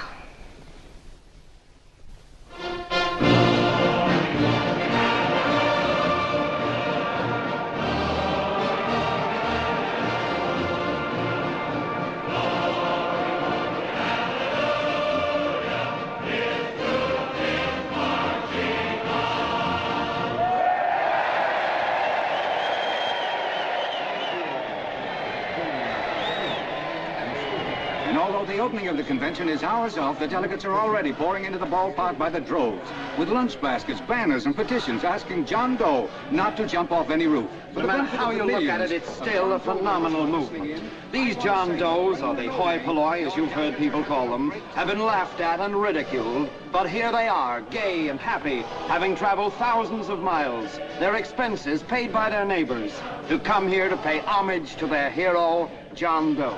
And in these days of wars and bombings, it's a hopeful sign that a simple idea like this can sweep the country. An idea based on friendliness, on giving and not taking, on helping your neighbor and asking nothing in return. And if a thing like this can happen, don't let any of your grumbling friends tell you that humanity is falling apart. This is John B. Hughes signing off now and returning you to our main studio until 9 o'clock, when the convention will officially open. Oh, John, come in. Say, it's raining out. That's all right. It's good to see you. Sit down. Thanks.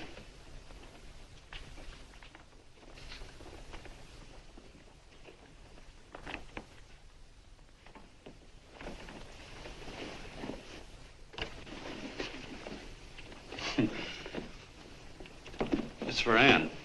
Oh, how nice. Thank you very much. Flowers. I'm terribly sorry she isn't here. She isn't?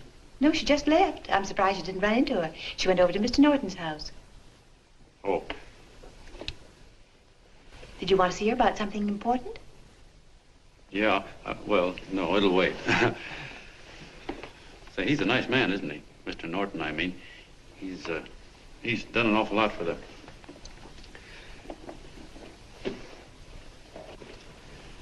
Well, say, my coat's pretty wet. I'm afraid I might have wet the couch a little.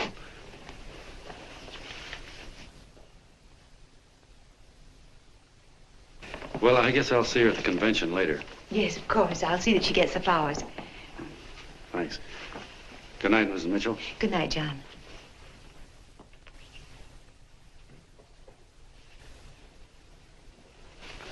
Say, Miss Mitchell, I'm kind of glad Ann isn't here.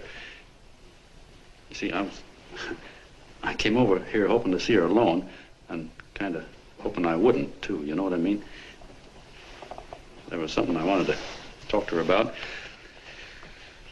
But, well, it'll wait, I guess. Good night. Good night, John. Say, look, Mrs. Mitchell, have you ever been married? Oh, I'm sure you have. Gosh, that's pretty silly. Well, I guess you must think I'm kind of batty. Well, I guess I'd better be going at that. John, my husband said, I love you. Will you marry me? You did? What happened? I married him. Well, yeah, that's what I mean, see? It was easy as all that, huh? Uh-huh. Yeah, but look, Mrs. Mitchell, you know, I love Ann, and it's going to be awfully hard for me to say it because, well, you know, she's so wonderful. And, well, the best I ever was a Bush League pitcher.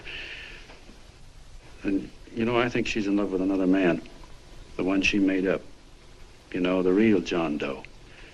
Well, that's pretty tough competition. I bet you he'd know how to say it all right. On me, I get up to it and around it and in back of it, but I never get right to it. You know what I mean? So the only chance I've got is, well, if somebody could kind of give her a warning, sort of prepare her for the shock. You mean you'd like me to do it? Hmm? Well, I was thinking that, yeah, you know, sort of break the ice. Of course I will, John. See, thank you, Mrs. Mitchell. Hey, you're okay.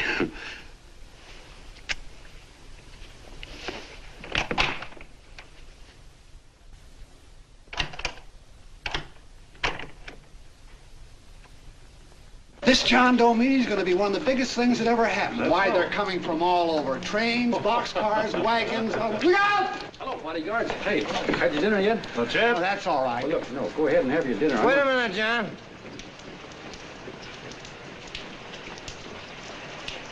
Hello, Mr. Connell. How are you, John? John, I want to have a little talk with you.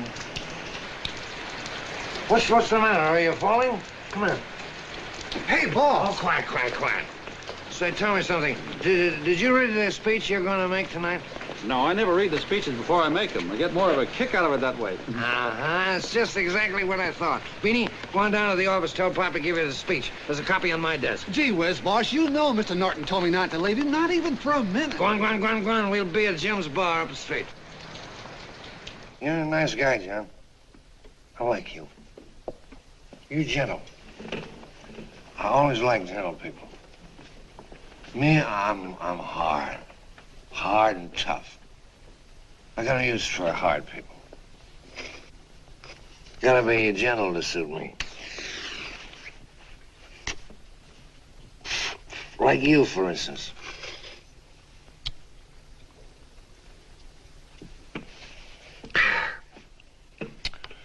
Yep, I'm hard. But you want to know something? I've got a weakness. Never guessed that, would you? Well, I have. Want to know what it is? Star-Spangled Banner. Screw you, huh? Well, maybe it is, but play the Star-Spangled Banner. I'm a sucker for it. Always gets me right here. Know what I mean? Yeah, it gets me right back here. Oh, back there, huh? Well, every man to his own taste. You weren't old enough. You weren't old enough for the World War, were you, Jim? No, of course not. No, you must have been just kidding. I was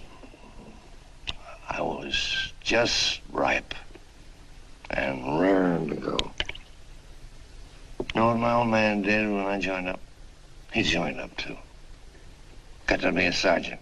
And here's a kick for you. We were in the same outfit. Funny, huh? Hmm?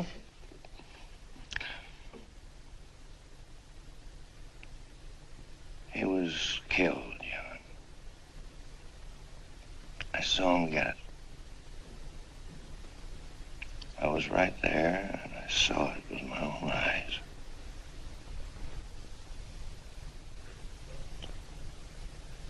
Me, I came out without a scratch. That is, excepting my ulcers.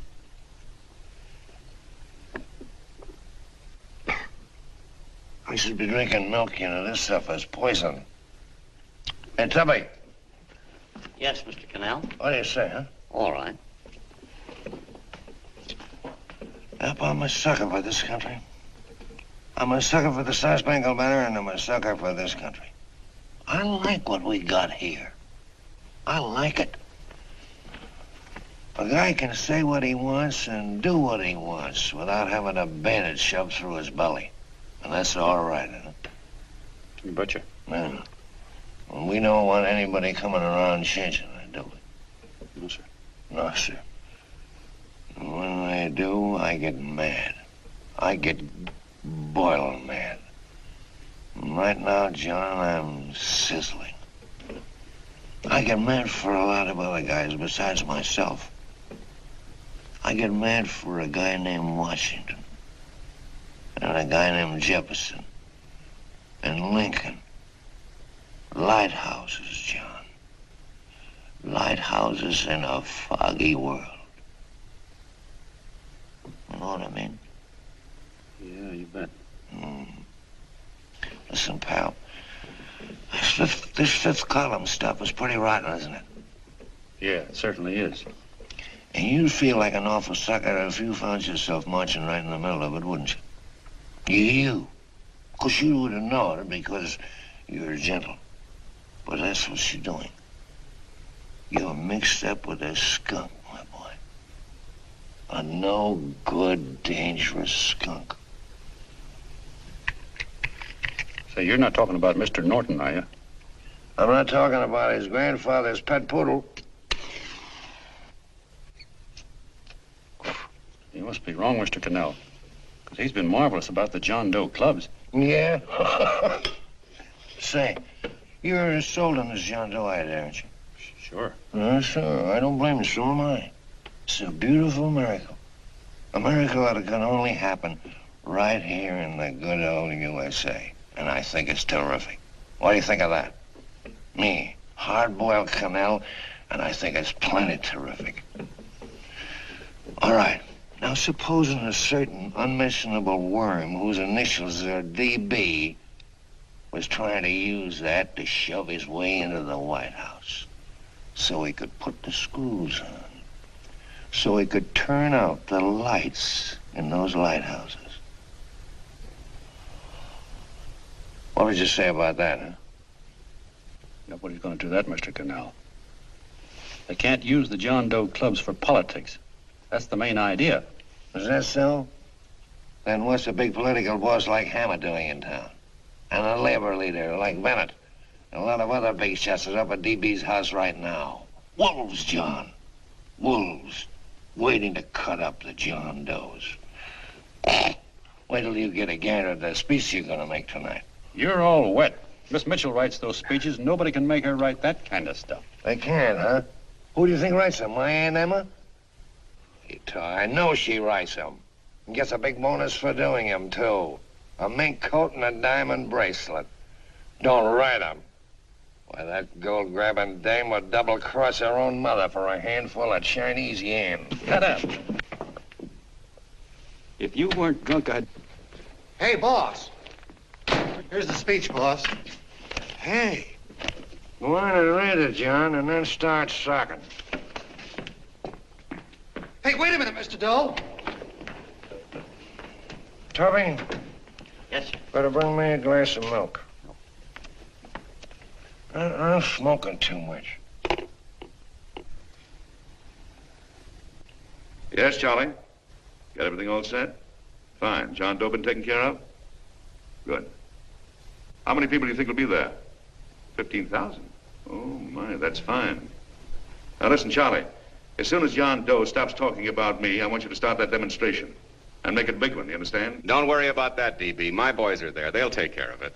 What? Yes, I'll be there 15 minutes after I get your call. Why, Mr. Doe. Where are they? In the dining room, sir.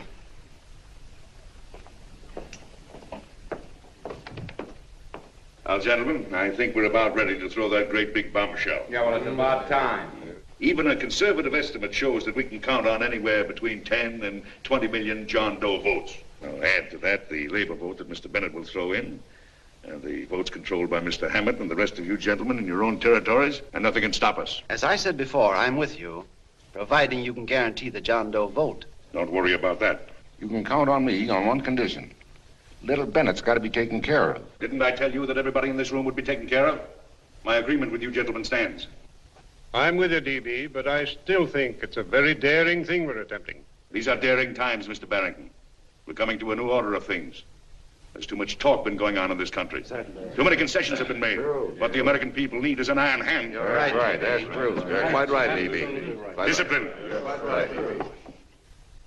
And now, may I offer a little toast to Miss Ann Mίτσελ, the brilliant and beautiful lady who is responsible for all this.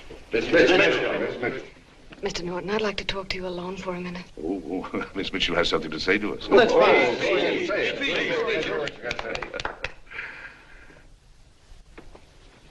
Hello.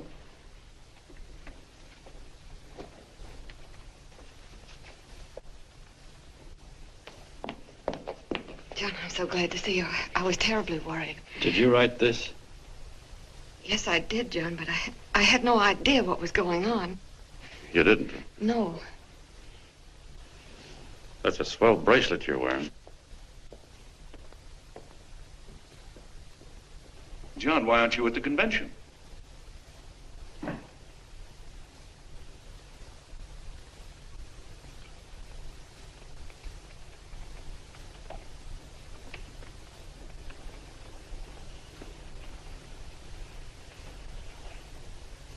Is there anything wrong?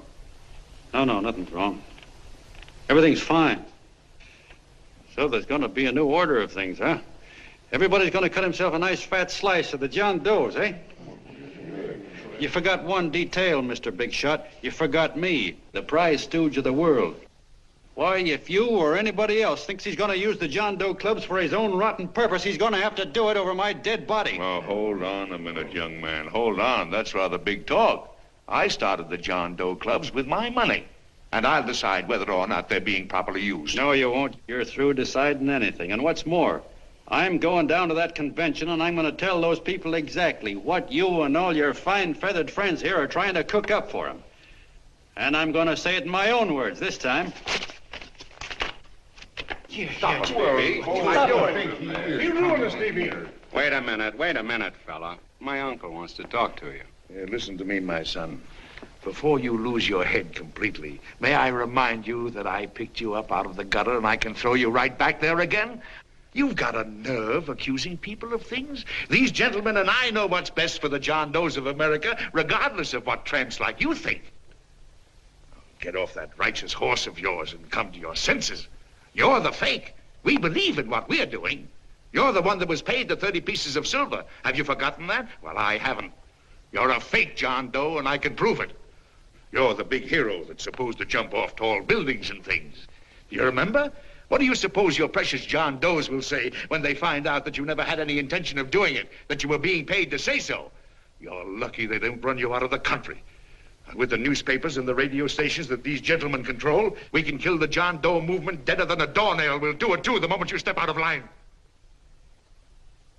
Now, if you still want to go to that convention and shoot your trap off, you go ahead and do it.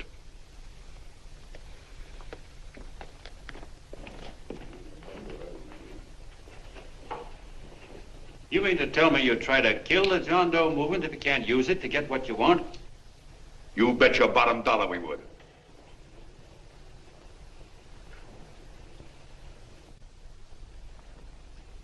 Well, that certainly is a new low. I guess I've seen everything now. You sit there back of your big cigars and think of deliberately killing an idea that's made millions of people a little bit happier. An idea that's brought thousands of them here from all over the country, by bus and by freight and jalopies and on foot, so they could pass on to each other their own simple little experiences. Why, look, I'm just a mug and I know it, but I'm beginning to understand a lot of things. Why, your type's as old as history. If you can't lay your dirty fingers on a decent idea and twist it and squeeze it and stuff it into your own pocket, you slap it down. Like dogs, if you can't eat something, you bury it. Why, this is the one worthwhile thing that's come along. People are finally finding out that the guy next door isn't a bad egg. That's simple, isn't it? And yet a thing like that's got a chance of spreading till it touches every last doggone human being in the world, and you talk about killing it. Why, when this fire dies down, what's going to be left? More misery, more hunger, and more hate. And what's to prevent that from starting all over again? Nobody knows the answer to that one, and certainly not you with those slimy, bollocksed up theories you got. The John Doe idea may be the answer, though. It may be the one thing capable of saving this cockeyed world. Yet you sit back there on your fat hulks and tell me you'll kill it if you can't use it. Well, you go ahead and try. You couldn't do it in a million years with all your radio stations and all your power. Because it's bigger than whether I'm a fake. It's bigger than your ambitions, and it's bigger than all the bracelets and fur coats in the world. You bet it is, John. And that's exactly what I'm going down there to tell those people. A minute, you ungrateful rat. My uncle's been too good. Getting away. Give me the bullet. I've always told you, D.B., you're playing him with dynamite. Which way? Now let that girl get away. Before he gets through tonight, he'll ruin us all. I'll stop him cold. Don't worry, I've been ready for this. John! Oh, John, please listen to me. Please, I can explain everything, John. I didn't know what they were going to do. Let me go with you, John. John, please. Go ahead, driver. Full park. Explain it to you, John. Please let me go with you.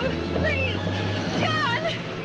Mr. Martin wants to see you. Listen to me, Mayor Lovett. You do as I say. I want them both arrested. You tell the police department to pick up Connell. I've got the girl here. I've got the bullet. I don't care what you charge him with. If you're worried, let him go in the morning, but keep him in jail overnight. Hello, Bulletin. Put Patwire on.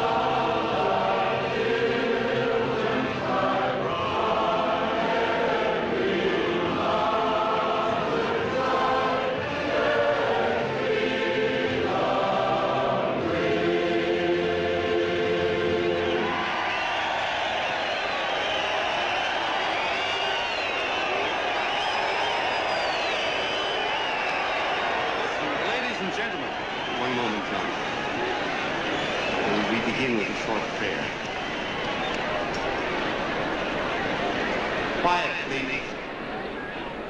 Ladies and gentlemen, let us have a moment of silent prayer for the John Does all over the world, many of whom are homeless and hungry.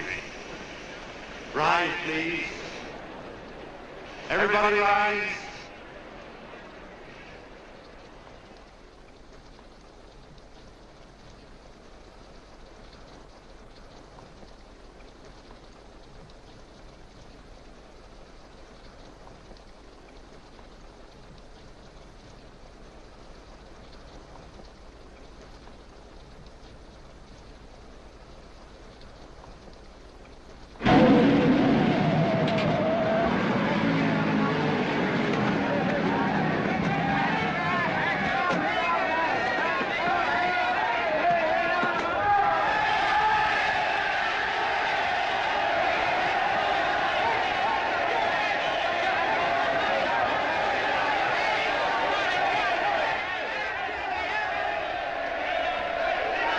Newsboys. Hundreds of yelling newsboys are swarming into the park like locusts. They're yelling John Doe's a fake. Fake.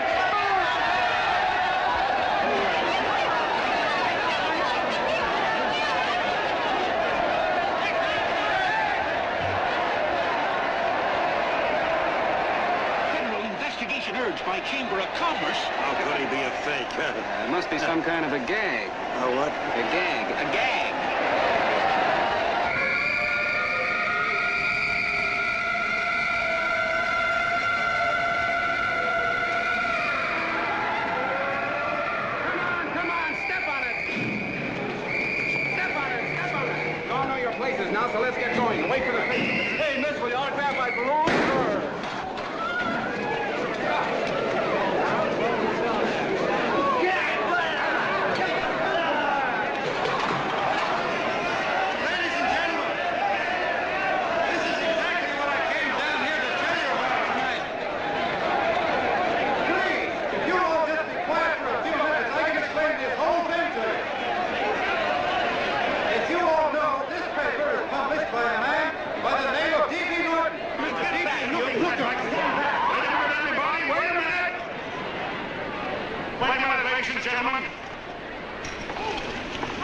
as D.B. Norton. You all know me.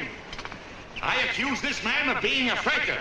We've been taken for a lot of suckers, and I'm the biggest of the lot.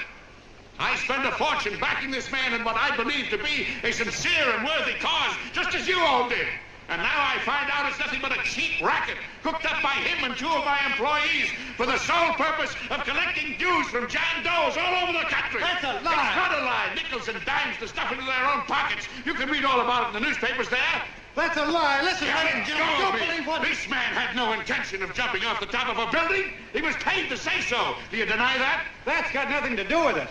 Were you paid for it or weren't you? Yes, I was paid, but there And happened... what about the suicide note? You didn't write that either. What difference... Did you write it or didn't you? No, I didn't write it. Now, you bet your life you didn't. You look in your papers, ladies and gentlemen, and you'll find Miss Mitchell's signed confession that she was the one who wrote it. Listen, folks, it's a fact that I didn't write the letter. There, you see, he admits it. You're a fake, John Doe. For what you have done to all these good people, they ought to run you out of the country. And I hope they do it.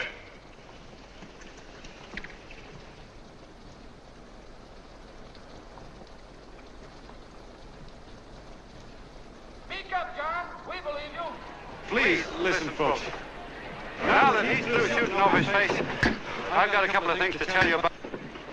Come on, the rest of you get in here and riot. Break this crowd up. Come on. I'm sorry, folks, but we can't hear him anymore. Something's gone wrong with the loudspeakers. John Doe's a fake! Boo! They can't hear me. Boo!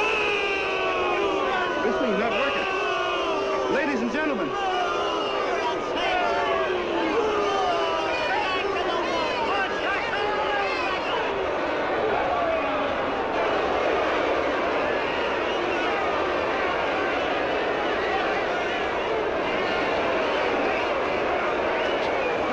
This thing's bigger than whether I'm a fake.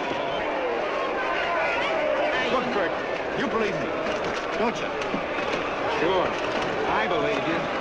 Walking my legs off, thinking up 5,000 signatures for a phony. Well, there you are, Mr. Doe. 5,000 names asking you not to jump off any roof. It makes no difference, Bert. The idea's still good. We don't have to give up our club. Yeah, well, you can have it. They're starting to throw things. Somebody's going to get hurt. I'm afraid it'll be John Doe. Listen to that mob. I'm gonna go to him. All right, lady. Hey, what's your order? Oh, let me go. I want to go to him. Oh, please. Please let me go. They're crucifying him. I can help them. Sorry, sister. We got orders to hold... Orders from who? Can't you see it's a framer? And oh, Mother, they won't let me go. They won't let me go. Listen, folks. You gotta listen to me, everybody. Back to the jungle, you hobo! Just another racket. Stick to your clubs. We've been fed baloney so long, we're getting used to it.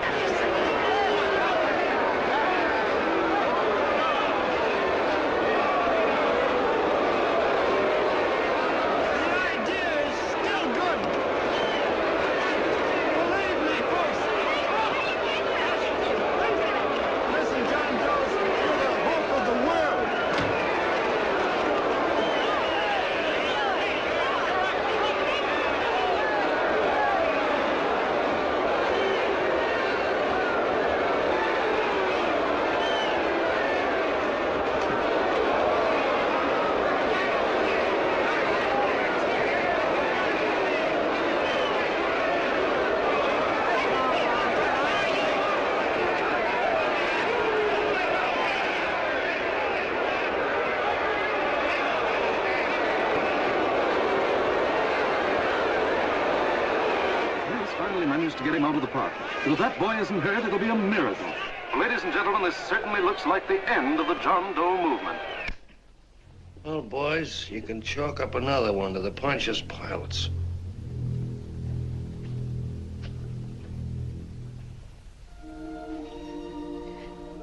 I should have been there.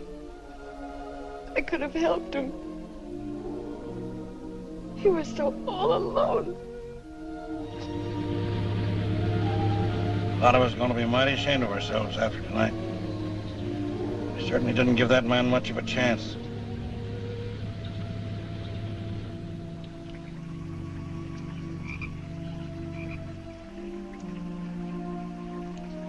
Have some more coffee, Long John? No thanks, Carl.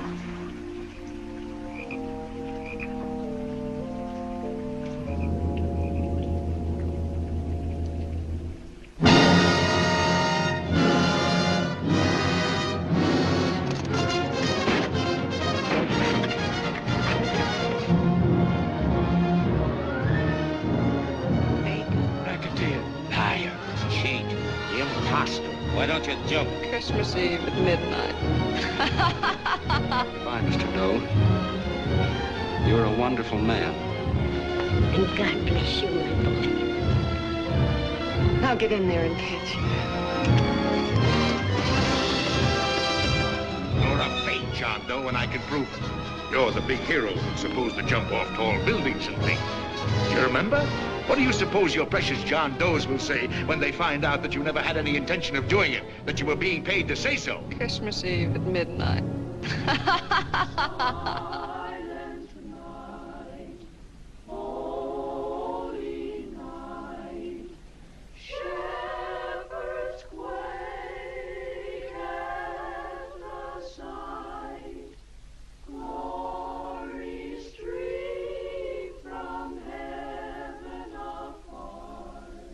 Merry Christmas, son.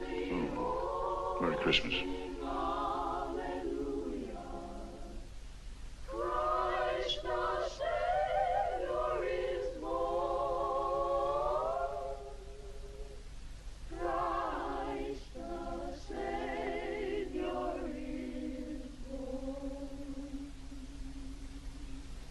Thank you, sir.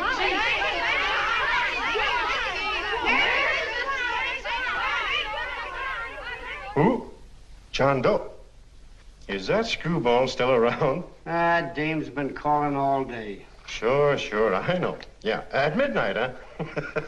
Okay, lady. We'll have the place surrounded with nets.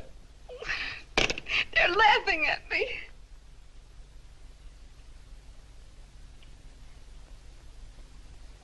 You're a sick girl, Ann. You better take it easy. Whom are you calling now? You called that number not 10 minutes ago. Hello, Mr. Cannell. Have you seen him yet? Have you... Now listen, Ann, he can't possibly get in without our seeing him. I'm watching the side door and the colonel's out front, so stop worrying. Oh. Thank you.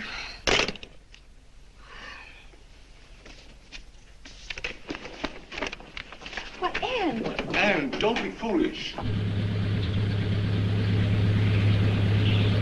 If this isn't the craziest, the battiest, the looniest wild goose chase I ever heard of. Oh, shut up, Bert. Sourpuss is right. Yeah, well, if he is, I'm a banana split. That man is going to be on that roof.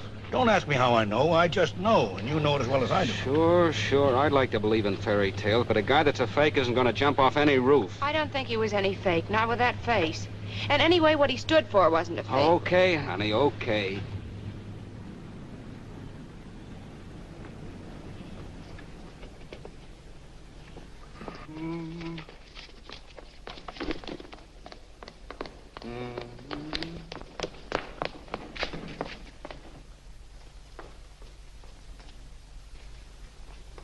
Elevators ain't running. Colonel, You shouldn't have got out of bed, miss. has he been here? No. Have you seen him? I ain't seen him for a week. Where's Cannell? He's watching the other door. Oh, gee, you're swell. Oh. No sense in going up there. I've been here for hours. He ain't here. Let me go, will you? Now, that's crazy. It's 14 floors.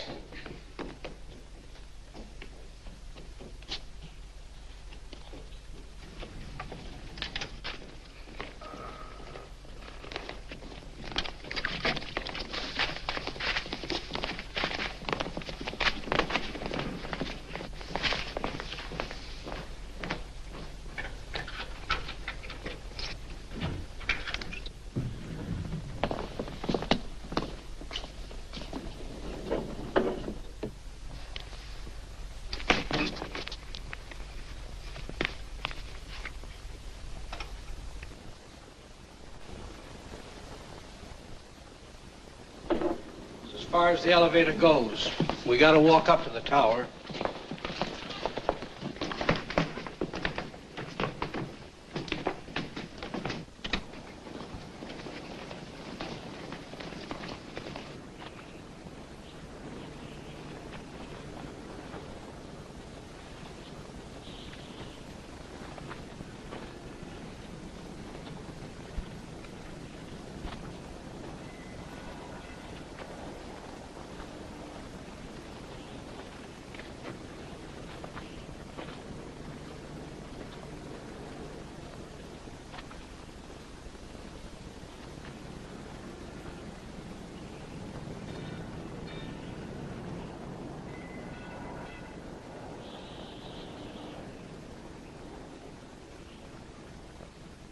That tramp was probably full of Christmas cheer and asleep in some flop house.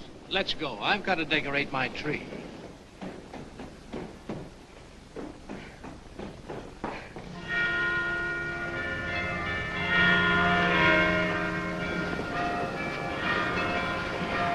Well, I give up. I don't know what gave us the idea that we need attempt anything like this. I guess you're right. I'm afraid the joke's on us. Let's go. I hope nobody finds out we've been here.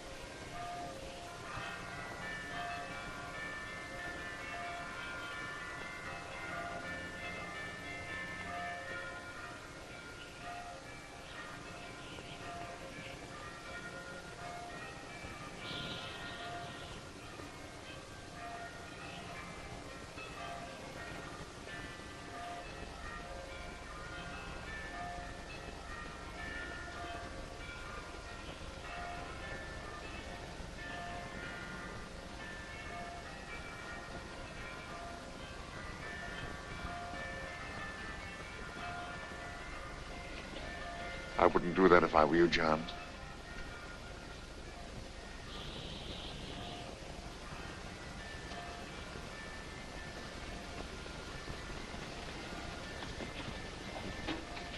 It'll do you no good.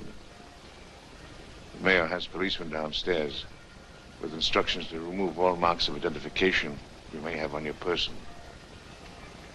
You'll be buried in Potter's Field and you will have accomplished nothing.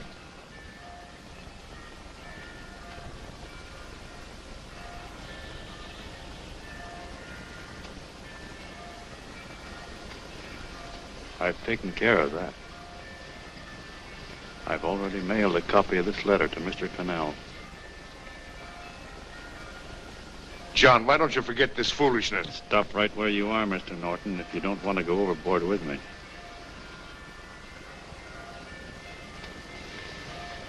I'm glad you gentlemen are here. You killed the John Doe movement, all right. But you're going to see it born all over again.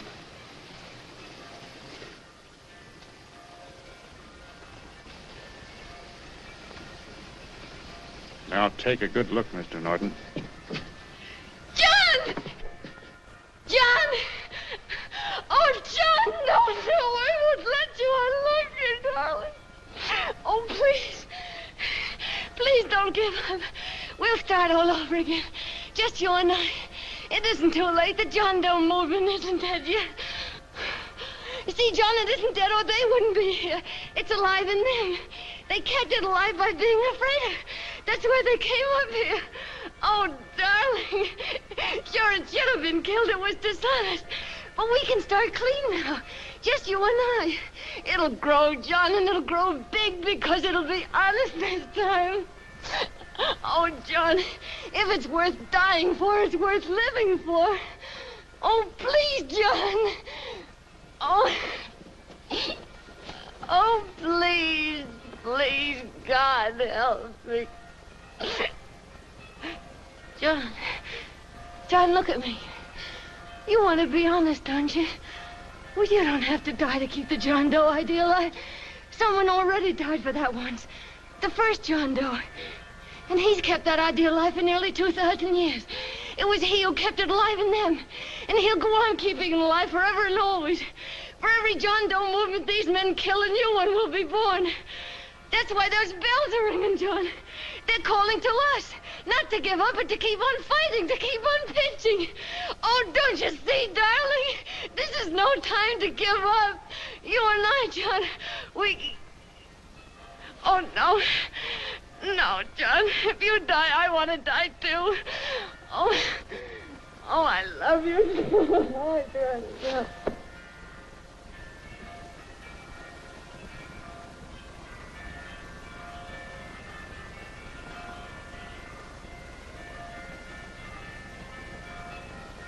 Mr. Doe, you don't have to... We're with you, Mr. Doe. We just lost our heads and acted like a mob. What Bert's trying to say is that we need you, Mr. Doe. There were a lot of us that didn't believe what that man said.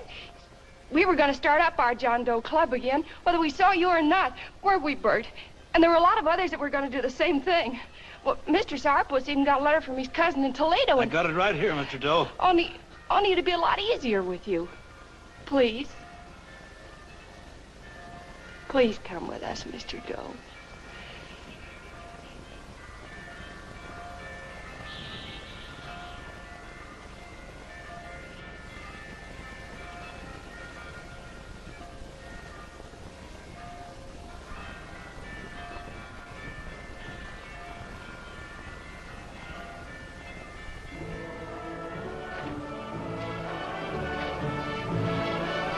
Long John. Mr. Doe. Here, we'll help you with her. She'll be all right. Mr. Doe, take her right down to the car. And right up front. Look, we got a car right down to where it is. They are, Norton, the people. Try and lick that.